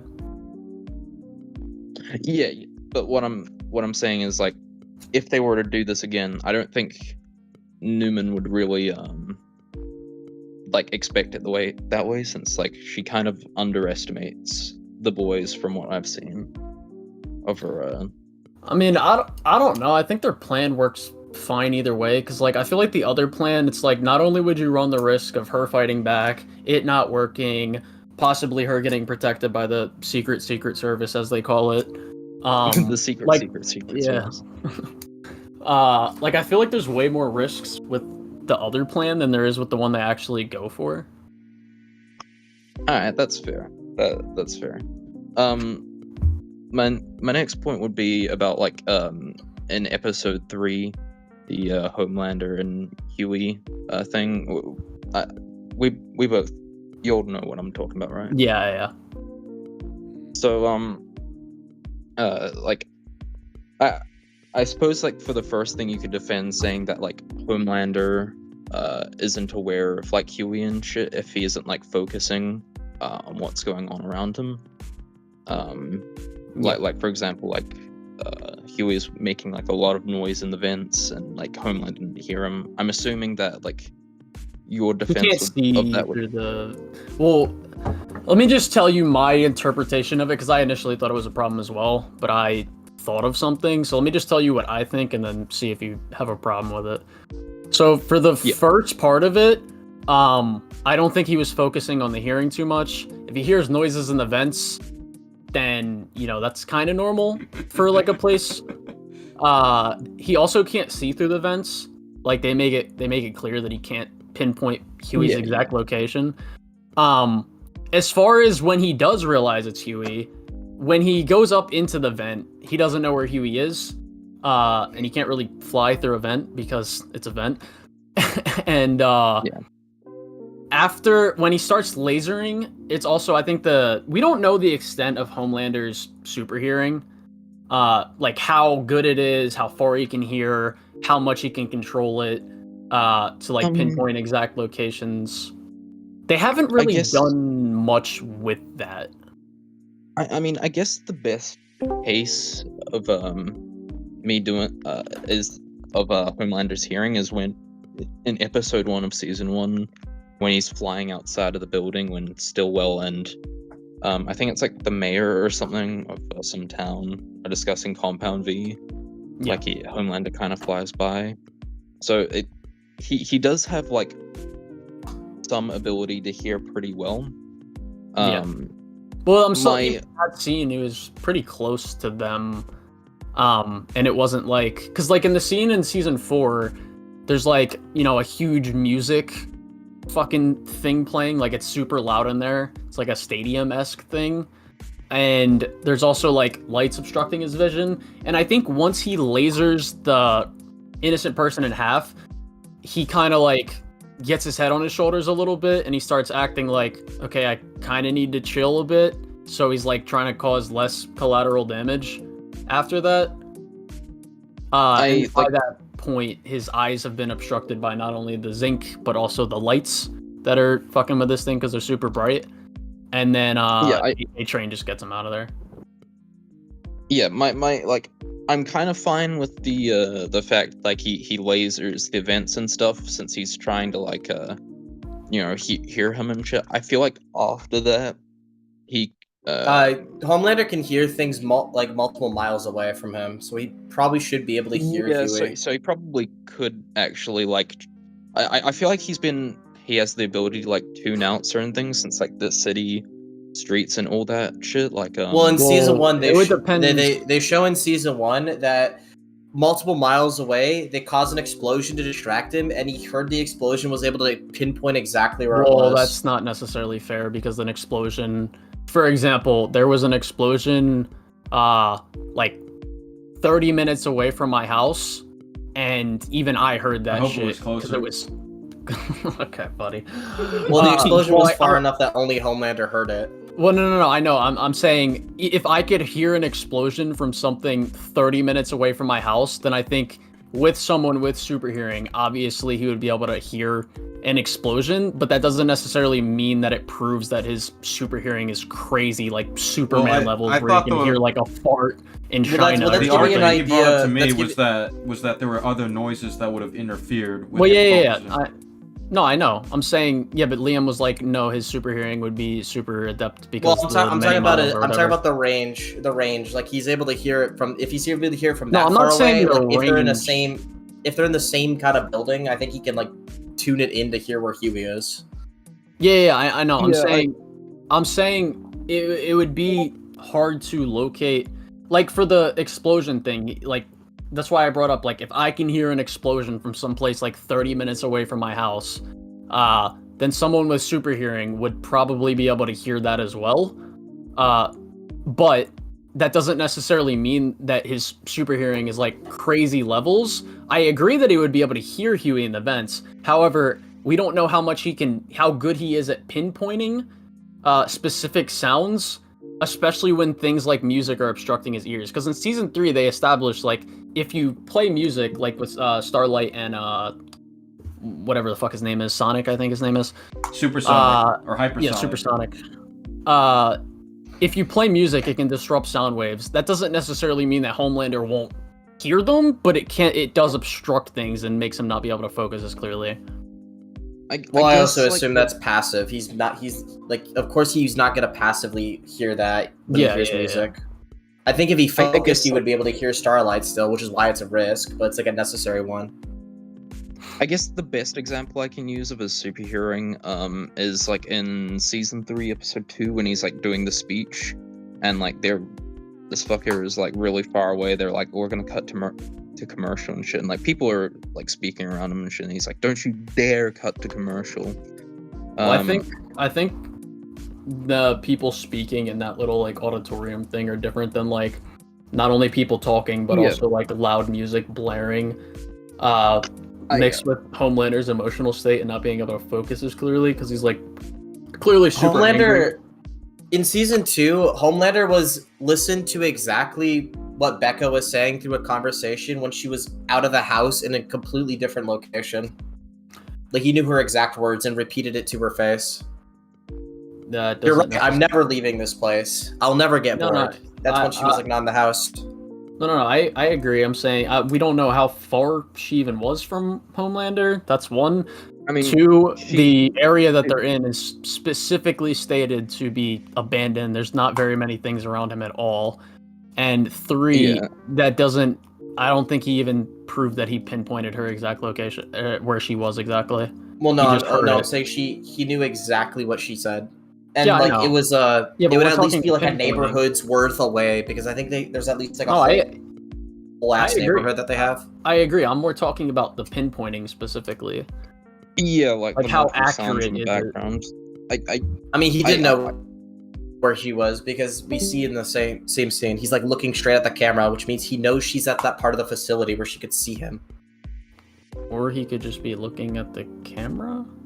No, because it's implied he knows because later he literally like verbatim says like. Well, do you not think it's fair that if we run with that, do you not think it's fair that Homelander would have already surveyed this area, given that he's been there, so he would have already known where she's at? Possibly. Yeah. I feel like the main thing of like Well, he also him. sorry to cut you off, but he also does shoot his lasers like really closely to Huey. It's not like he's like drastically far off. It's like Huey almost gets hit until, you know, what's his name? MM turns on the lights and Homelander like looks down, sees he kills an innocent person, then he kind of like levels down a little bit as far as to not get his, you know, publicity worse. Yeah, I think that like the thing of him like Should he have heard lasering A-Train? anything- Shouldn't he have heard A-Train? Yeah. A-Train's Lucas. So A-Train like, makes he a would- noise when he moves fast. Like You hear how speed. well, you hear He's that. Lucas, so when like he go, man, I heard A-Train come in, and he's the Huey's fastest man alive, and he's gone. Lucas. Man, I wonder what I happened. mean, my main point would have been similar to that. Is that instead of hearing Lucas? him, he would have been able to smell A-Train. Dude, just imagine, just imagine if like fucking Homelander's like, I know you did this, I know you did this, smell Lucas your Train. And he's like, how'd you know? Because before Huey I smelled disappeared, the I heard light people speed. are asking me if I'm bad.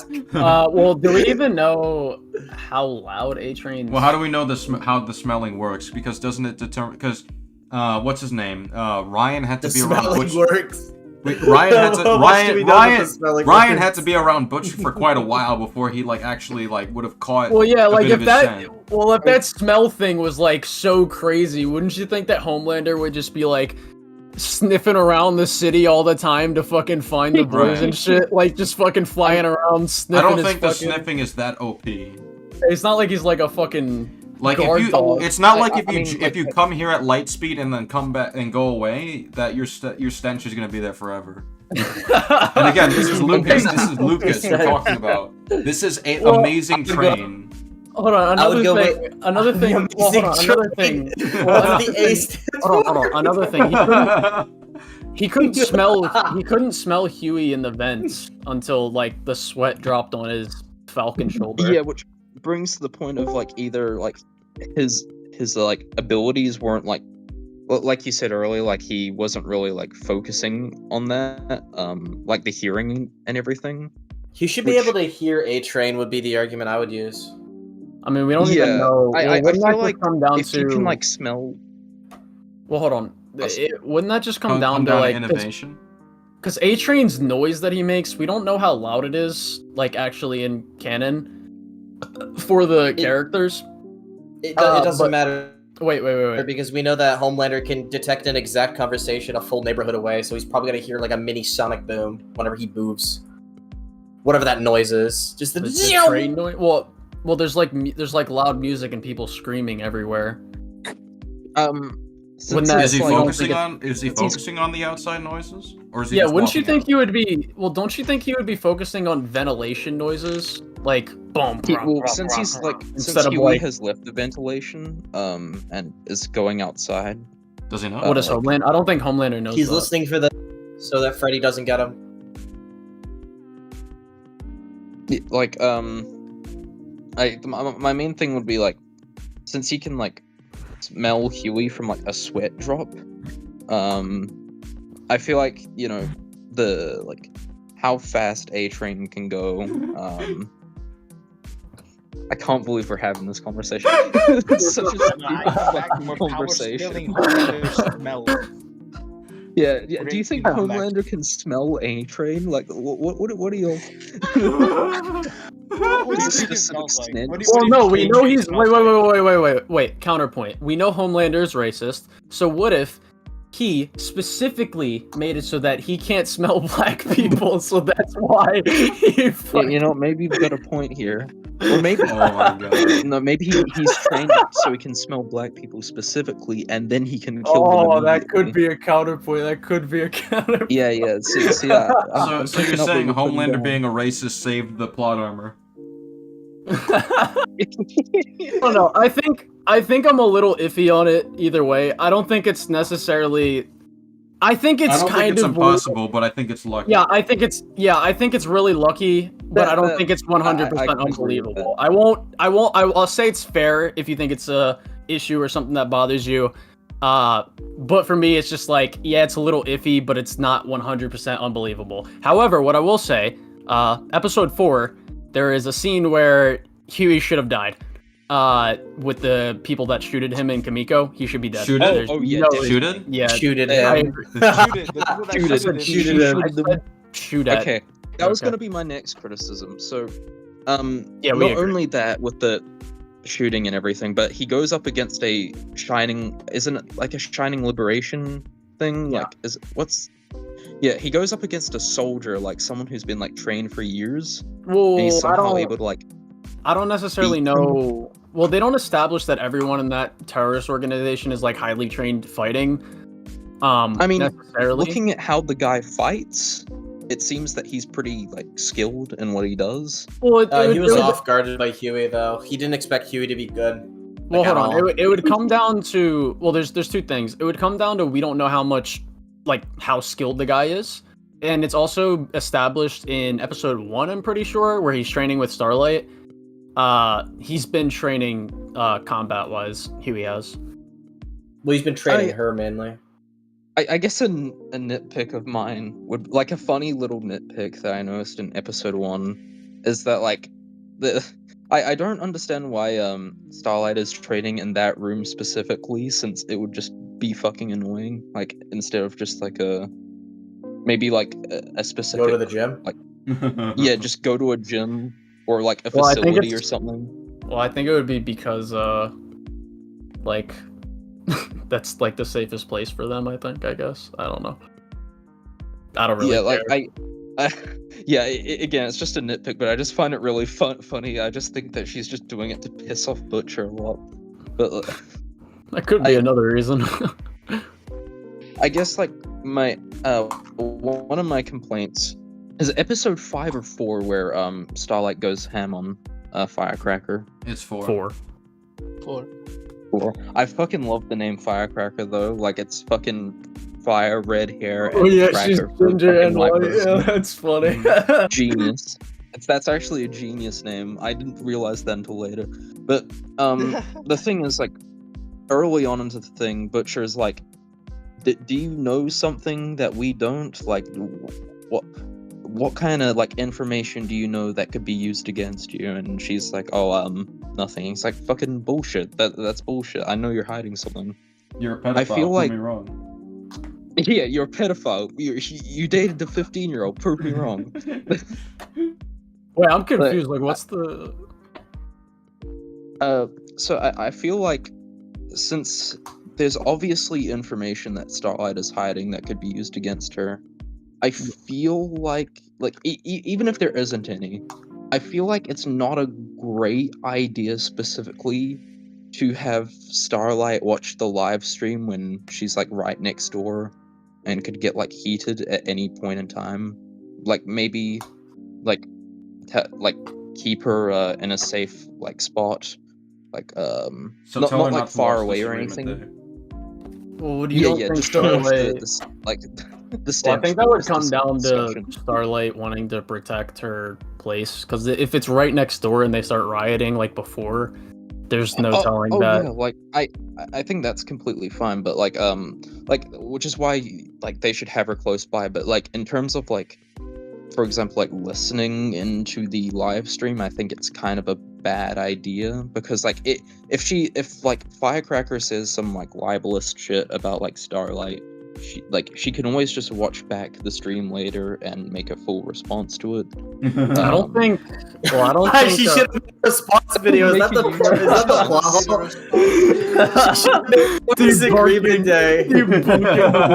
Firecracker response video. Well, no, I think one, I don't think the boys know too much about her relationship. Actually, I don't think they.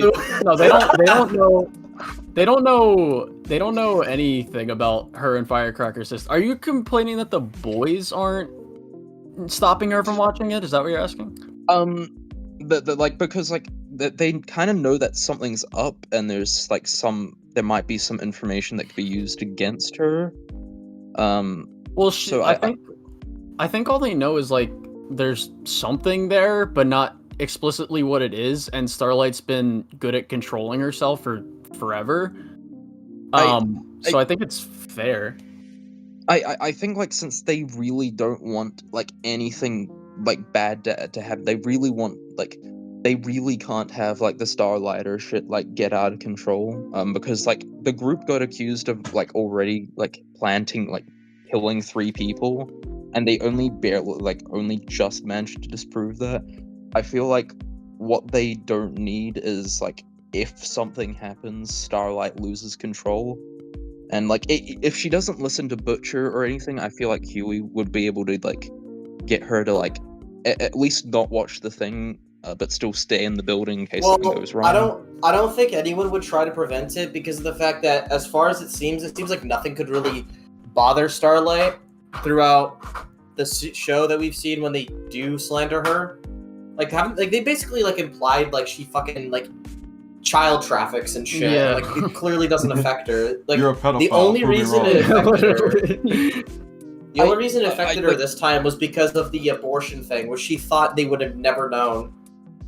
I just feel like because like Butcher knows something is up with like Starlight, and there might be some information, like maybe Vought has information. Well, he knows that why. they just- He knows that Starlight knows why Firecracker doesn't like her. He doesn't know that Firecracker could do anything. I like that's kind of like the. Also, he's the thing- confident that making her look like a pedophile would make her stop. You're a pedophile. Prove me wrong. You're a pedophile. Prove me wrong. Oh wait, I do want to ask, what do you think of the? I'm not gonna spoil it. I'm just gonna be vague. SK, what do you think of the when you know when Homelander and Ryan are both drinking milkshakes at like the backstage Yeah. thing? What do you think of that scene? It's a great scene. Yeah. That shit was, That's actually a very good scene. That I like shit that was scene. chilling. Fantastic. Get on your knees. wait, don't spoil it. Don't spoil it. The Black Firecracker perspective is a pedophile. Prove me wrong. Well, imagine if Starlight, instead of beating her up, she just landed on the stage like, that's a negative. They're trying to. You're trying to prove a negative. Imagine if Lucas is debating Firecracker on Starlight. Yes. Disagreement day. Yes. Like, just imagine during that whole scene where she's like doing this right in front of Starlight's place or whatever. There's just a big fucking TV and it's Lucas's face just on Disagreement Day, and they start arguing. Dude, I would have made the invest- episode so much better. I would invest so much money if they got a Lucas cameo in the show. Firecracker, that's a negative. You can't prove a negative. All these people at Vought, Dude, fire all they them, gotta- clean house. Fucking Dude, they garbage gotta ass get, team. All them You know, clean they have, house. you know how they have like the billboards and commercials in the background? What They are gotta you have talking the- about? They gotta replace Todd with Lucas and be They're like, saying that Starlight is trafficking children. The fuck are they talking about? oh no, they gotta Garbage ass team. they gotta replace Lucas or Todd with Lucas and then just have him, yes, I am very much just as quote unquote evil as Homelander. If I got his powers, what Homelander does, that will be very much realistic. At least I feel like that he in relates terms of- so he could be as evil as Homelander hypothetically. Dude, Alright, if people are bootlicking Vought, wait, it'd just be- I actually do want to consider. Robot, do you want to move on from what we were talking about, or do you want to bring up something else?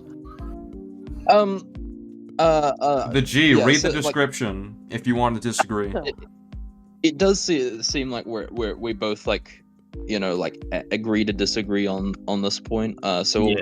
we'll move on to the comic legend. I mean, Liam, you might want to deafen for this one, so I'm going to talk about episode 5. Yeah. Hey. Okay. See you guys. Little bitch. Yeah, little fucking bitch.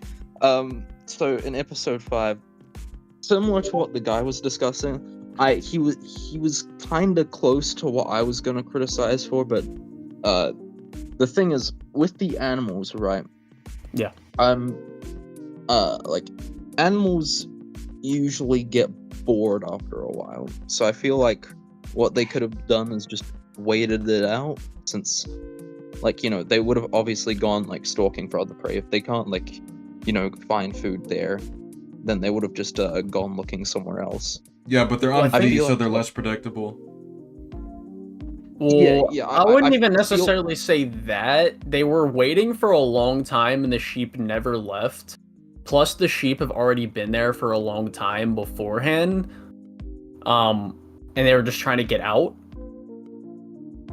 I do think that like I would like to argue with SK's point, where like the whole thing about Newman needing to charge up her ability. I feel like she like in the courtroom scene in season 2, she kind of goes ham on some people. She bodies like 10, like not like 10, probably like 20 people. I feel like since these are like animals and shit, I feel like there's like two things that could be made here, and that is like either like the animals are like some are as strong as Homelander, or they they aren't. I feel like she's like popped like some really like strong superheroes like heads. So I feel like if she can't like pop the heads of like some sheeps and shit, then I feel like that might be an issue. Well, whose head that has she popped that's been like crazy powerful? There's like a few people in the courtroom. What's the Doesn't she pop a bitch's head in season 3? I forgot who it was. I have no clue. You mean Rainer? She's not a soup. Oh no, it's Rainer's in season 2. I'm pretty sure she popped someone's. I'm trying to think. I don't remember a girl who said she's popped that was a soup. I'm trying to think. I mean, regardless, like I'll just say some of these could be on Homelander's level for all she knows. She doesn't know how powerful they are. And I have a disagreement with that. I have a little disagreement day with that. If some of them are as powerful as Homelander, and the virus does work on them, wouldn't we assume that the virus would be enough to take down Homelander? No. I don't agree with they're as powerful as Homelander No, I'm either. saying they could be, then that she doesn't know. That's what I said. Well, I don't think it would be much of a risk because we know that all she needs, like, she doesn't even need to look necessarily at the person. I'm pretty sure. Yeah, you do, because if you get blinded, it won't work. Oh, really? She needs to be they looking say at that. them. Well, that's why in the That's why Butcher says. That's why Butcher says Starlight blind her when if and also things go south. Okay. When she popped the one guy's head, she was on a call with him and then hung up and popped his head. That's why she had to look at him and then turn around and keep walking, as opposed to just activating. Yeah, she had to go by him. Well, I still think it would be a little flimsy as a defense because there's like it's a barn. There would be like little creaks that she could use to try and do it. However, I think the thing is, I think you would have to establish that she's popped like, because they're obviously not on Homelander's level. I agree with what your counter to that was, Robot. But I think for me to agree with what you're saying, you'd have to prove that she's popped someone's head that is like extremely, like even near Homelander. I mean, 50 tons of TNT force. I guess the best example I can give is the chickens, who like kind of did the same as the sheep, but like you know, we don't really know how powerful the sheep and chickens are compared to each other. But well, what I I assume is that she tried to pop the sheep. Like the chicken and sheep are obviously like different because their biology is different, so it would affect them differently. But like the chicken didn't even really do anything crazy. All they did was like fly through someone, which is not that difficult to do. On a I mean, like the sheep were able to like fly through as well. I think both of them had like kind of sharp teeth as well. Like yeah, I mean the sheep do well, I mean they also fuck up like a bull who's also amped on V. I guess the main thing is that we don't really see like what both of them are really capable of. So it's like kind of easy on both sides to like be like defend and I think also, what I like, would say, here's where I'll come to an agree to disagree. Because I agree with what you just said there. It's like we don't know enough about the sheep to know if she could pop their head. But I think something the show could have done is had her try to, and she's not able to. Because like I would have agreed like if you said like she could have like tried to before. I just would have wanted to see her trying to do that because like off screen we don't really like know if we actually saw her trying to like do that, then like I would probably like resign my point on that. But since we just I guess that it will have to come to agree to disagree on that. A little disagreement day. My next thing is with the doctor thing. Which like one? Butcher managing to kidnap the doctor. Oh, okay. So in the thing, Butcher is with the doctor. I think he traps him in the farm or something because I don't know where else he could have gone before he like goes back. I think he could have. Well, I think what he did was probably there was like a saw or something in the barn because it's just like a barn. Yeah, they would probably put tools in the barn. I think the most likely thing is like while they were doing that, he knocked the guy out, threw him in like a hay barrel or some shit, covered the body, got the leg, and then once the people found the leg, they're like, yeah, he's probably cooked.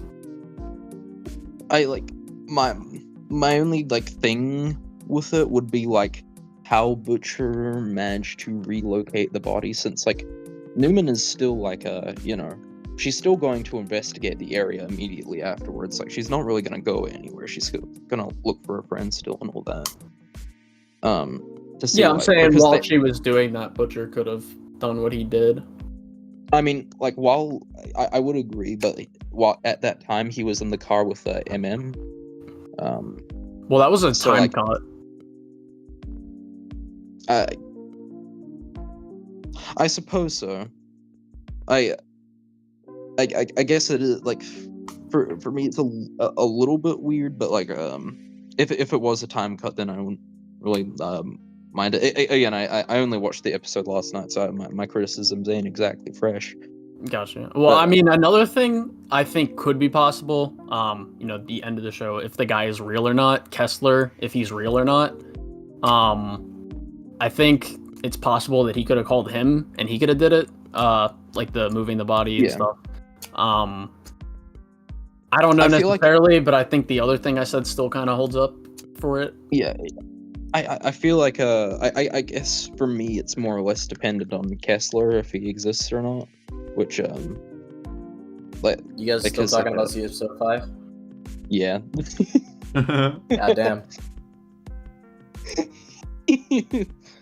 But another thing, just like a small thing, I'd like to say is Newman using Mr.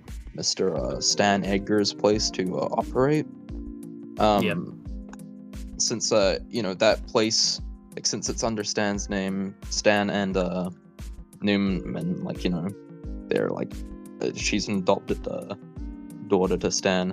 Like that'd be like the first place they'd go looking if they tried to like find a place where she's like operating for like viruses and shit. Well, I'm assuming that Stan would have that place off the books, like any property that he owns from any possible way that someone could find out. Like, because Stan was the only one that knew that place existed in the group. Like even then, I feel like wouldn't you assume that it would be better for Newman to get a completely new place, one that's not tied to her at all, just in case, like for example, if Homelander.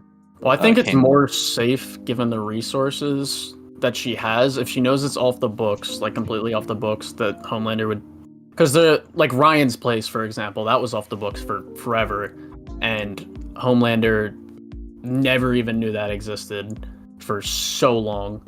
So I think if you take a place like this, it's actually way less risky than like you get a new place with like a group of people that you don't even necessarily trust 100%. You know what I mean? I mean, like the group of people she doesn't like quote unquote trust. She does trust them because like the guy. Well, I mean, like the 100 total percent. You know what I mean? Yeah. I guess like I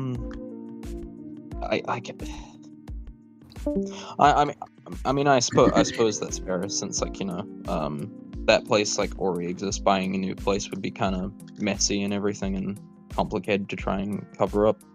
Yeah.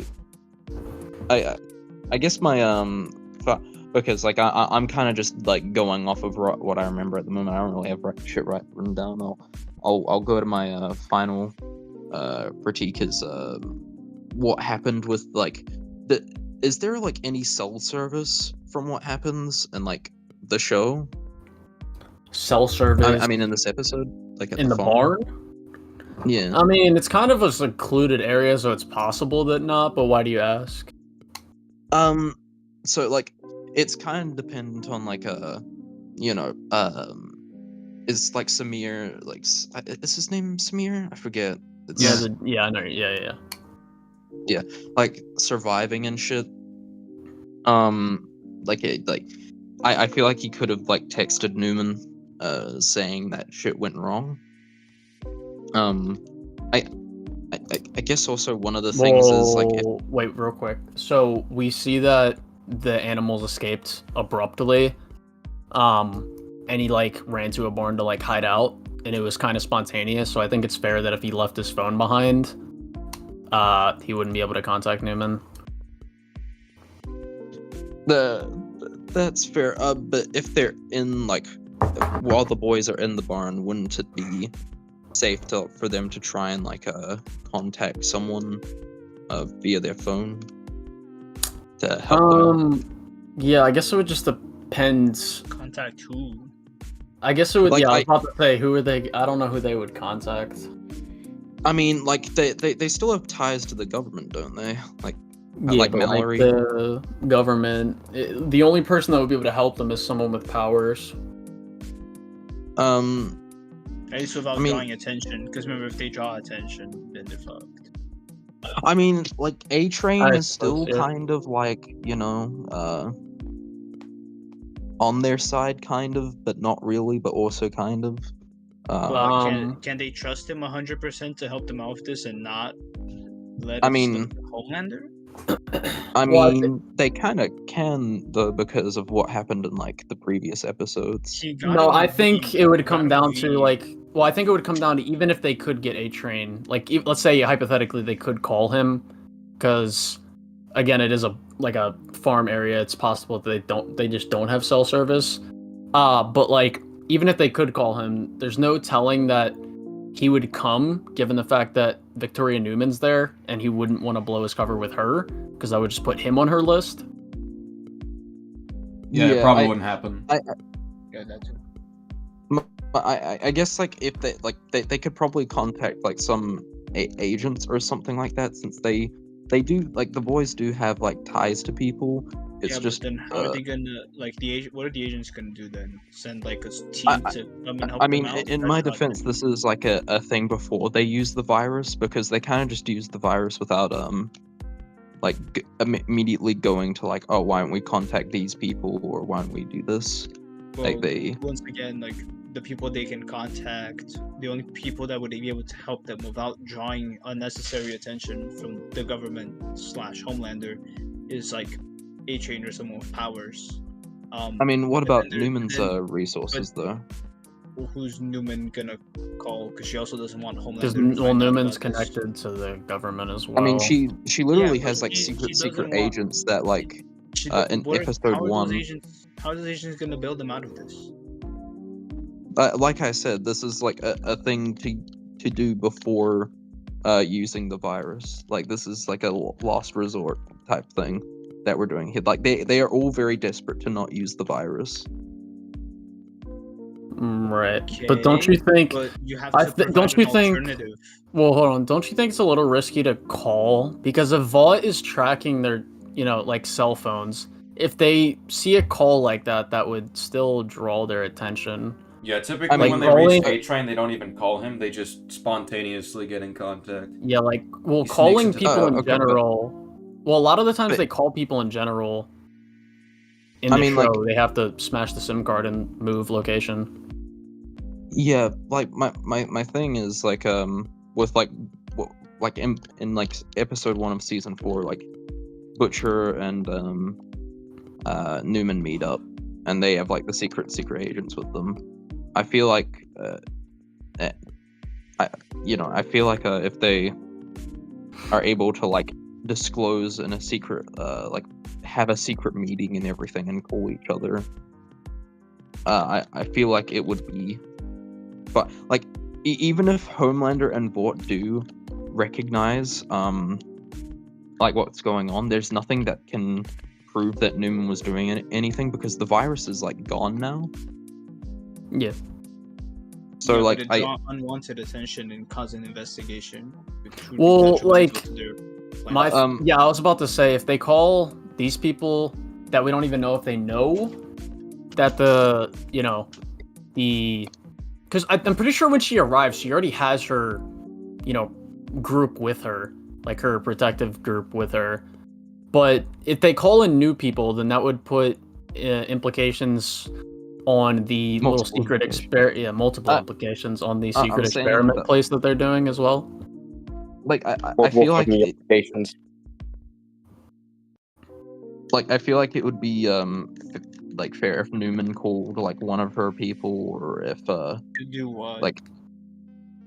like I said, this is like a last resort type thing. Even Yeah, if but they're you're not not effective, giving this is me- like like you're not giving me like what calling them would accomplish. like I said, this is some like they do not want to use the virus. Okay, So they're but trying there to has use. to be an alternative though. Like you can't just say they don't want to use the virus. Newman should call. Yeah, these and people. I'm saying Okay, the what alternative, they man, can which is do. calling them. They're trying And to what would that exhaust all their accomplish? resources here.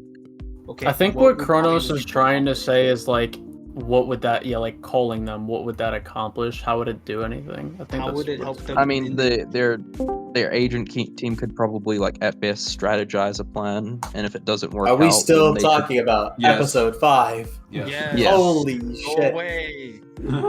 All right, I'm actually gonna get So- going for the rest of the fucking live Alright, stream. coward. I got other shit I want to All do. right, have fun. Goodbye. Anyways. Goodbye.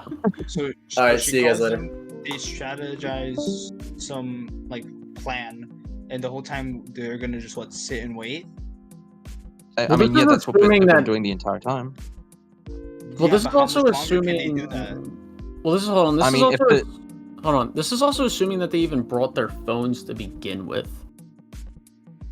I mean, wouldn't they? They wouldn't. I Like don't know. who? Would they bring traceables? Well, I think it's believable that the boys is a wouldn't secret bring their lab. phone. This is Yeah, a they hidden bring burner area. phones. I Yeah, think they Nadia bring would bring her phone at least. A burner phone, maybe, not like her actual cell phone. I mean, wouldn't her burner phone like? Wouldn't she Would she- remember the Would she want the likes contacts of Homelander to know about this? Yeah, does she want to mean- know what phone she uses to call into the Amazing Lucas I every mean, Friday? like I said, like if like Homelander did find out about this, like what could he find out? Because like all the evidence is gone. Well, isn't this a practically. secret thing that her and If he her finds out he's father been are working working? behind her, like if he finds out that this place even exists, Yeah. and that obviously Newman is here, so Newman knows about it, and Newman didn't immediately tell him. That would But, throw but suspicion this on pl- her. this place that Even we're if he doesn't talking find about, any like it's being destroyed now. Like there's no evidence of their like. Okay, so it doesn't Still some matter if there's traces. evidence of what. Yeah, it doesn't matter even if there's no evidence of what they were doing. This place was secret from everybody, even Homelander. Newman found out about this and did not immediately report it to him. Homelander will find I would out. imagine if disagree. Homelander did find Hold out, on. he'd be like, Newman, you're keeping secrets from me. I disagree that there would be no evidence because Homelander would see the evidence in the dead animals' bodies. Yeah, that too. Like He you could- remember, he could show the bodies. you remember when Butcher frees the rabbit and then the rabbit comes back later and there's like a parasite, a fucking necromorph coming out of it. It's like, I mean, I suppose that's fair. Like, even if like they got rid of all the evidence, there's still like animals that are free. Like kind of like even if they look normal and Even shit, then, the they smell. might have like parasites in them. The smell. Yeah, I like my main thing is like if Newman, I guess it's all dependent if Newman had like a fucking phone or something. I mean, even if I'm still like, even if she called her secret super duper agents, they then have to wait for those agents to strategize, and then wait for those agents to do something. I don't even Sounds know like you what just what said they could Asians. Okay, expect. but Kronos, that like in the episode they literally wait until morning before they dispose of the body towards the animals. So they've already been waiting overnight. Okay, that doesn't mean they have. That doesn't mean they can just wait indefinitely. No, I'm saying that they've waited until morning, which means like during that time they could have called someone for that. Like how they haven't broken into the farm already is like a bit weird to me. Like, but like Yeah, you know, that's the thing. But well, let's go with this idea. So obviously we'd assume that they discussed these ideas before. I gotta actually pee doing it. real quick. So they go down the train of thought. So if we call these agents, Colin, if we call these agents, what can these agents do to get us well, out it of really here? because it depends on like the sheep's like durability, like we were discussing earlier, like if they're bulletproof or not, like because like since they're beat up, like different weaknesses and all that. Like Pyrito, you have shit in your background. Turn it off. So what I'm My what I'm bad. saying is that there's a chance like they could like use the agents to take them down. It's not that they're like completely invulnerable because we don't know that from what has been established. Well, wouldn't they have found that out when they first broke out? Because remember, they broke out spontaneously, right? And obviously they would have had like some sort of safety precautions in case an animal broke out, including trying to shoot it with bullets. Which obviously didn't I work. mean, from what the side like from what we've seen, we don't know whether they've shot at them or not. So we don't know what their durability would be. We know what their strength is, but we don't know what the durability is. So that's why I'm saying that they should contact the service think it's before reasonable. using the virus. I think it's reasonable to assume that they have been shot at, because that probably wouldn't have been. No. I would say not, because there's a ton of animals on this farm, and just because like other animals have been shot at, we don't know if these specific animals have been, because there's only a select group of scientists on this plot. Okay, so we don't. What I'm saying here is that they experimented on these animals. One of the safety they obviously would have had safety precautions in the event these animals escaped. Mm-hmm. Is it unreasonable to assume one of those safety precautions would have been trying to shoot them with a gun? From what we've seen in the episode, like tons of these animals have already escaped, so we don't know if they've encountered the sheep or That's not. not what I asked. But we don't know if like. Yeah, sure. Let's say let's go. I'm asking if it's unreasonable to assume that one of the safety precautions to these animals escaping would have been to I'm not denying that like one of them would be shooting them. I'm saying we don't even know if they've encountered the sheep yet. Wait, why wouldn't they? Because like there's multiple animals on the farm and there's only like a couple of scientists here. Well, you don't think they would assume that they are just bulletproof based on what they've seen the sheep do and the fact that they shot at the chickens and it didn't do anything? Because it's established in the show that V is different for everyone. So yeah, I there'll know, be but different most weaknesses. yeah, I know, but most people that do have V in their system are bulletproof. Like, I don't even think there is. Not to mention, right? Wouldn't they expect the sheep to have higher durability than a chicken?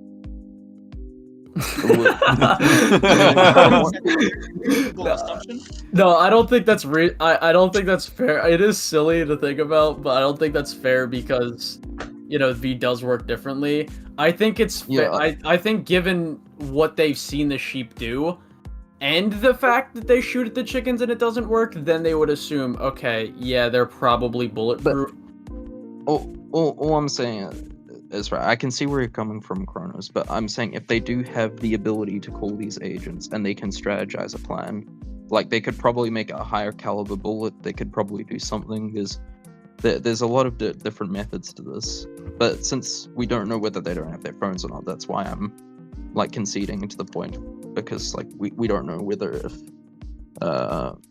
anyone here has a phone, because I mean I don't know why, like now that I'm thinking about it, why would they need a phone for this situation? All right, was that the last point? Yeah, that's all I can think of for now. Alrighty. Alright, Bring in the... see y'all. Oh, you leave it? Alright, see you, robot. Goodbye. I think... Would win 100 sheep or 2,000 chickens. David, do you have a disagreement?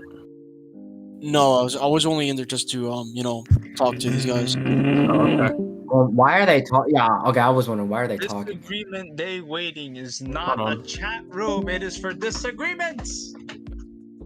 Oh, really? I'm noticing, all the critical drinker defenders in both on and SK's comment sections, they were like talking big in favor, even on the Mauler subreddit. But shockingly, have we gotten a single Hold on. Jan, are you here for the disagreement?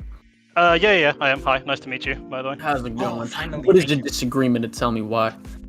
Yes, so my disagreement is what I think the primary topic, as I understand, is Boys Season 1 through 4. I'll say up front, I've not seen Season 4. I typically watch these once everything is out, just so I can, gotcha. book a day off with, like, the partner and watch all of it. Season 1, I'm a big fan of. Season 1 did a lot of things I liked. There was a couple problems with it, but, yeah, whatever. Season 2 and 3, I say, is where they kind of lost me. Particularly... I know it's a very general topic, so I don't know if you want to focus on like specifics in those that we don't like, and we can kind of, go point by point in those, or if we want to do like a general overview. Well, you can just start off point by point. That's cool. Fine. Yeah, so I'd start with, I think, my biggest singular issue that I can think of, writing-wise, is ending of Season 3. I appreciate there's been a few people, I was chatting with a few of them. I imagine they might have voiced similar issues, but I take particular grievance with the way Queen Maeve was handled in the ending. I feel that are you talking about how she survived? The whole of it. So I'd say for a start, how she survived. For two, how Vought seems seemingly perfectly content to merely say, "Hey, there was one security footage. We're just going to delete that." And she's again, if this changes in Season 4, just want to say up front, I'm not aware of it. But she seems to she gets out, as it were, right? Like she retires with Elena, and she I don't want to say gets a happily ever after, because again, it's not over, it's not definitive, but yeah, I feel that's a bit unlikely. If you want to, I can substantiate why, and then you can respond. So I'll just go with the first point. Earlier in the season, we see that Kamiko still has her powers. A couple seconds after getting blasted with it, because that's how she, she obviously would need to be able to survive getting shot through the wall and stuff. So when they're falling, because when we were watching it, we actually thought the same thing. But when they're falling, they're about 40% already way, like, as high as the tower, I guess, or like they're about to fall on the ground already when the explosion happens. So I think, and we did the math, and it would take around 2 to 3 seconds for them to fall.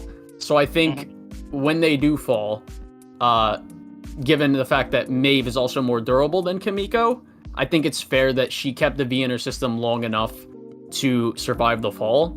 Would you think that's fair? I think I see where you're going with it. I think that to kind of redress that, I'd have to go more into my bigger issue with Soldier Boy's power in general.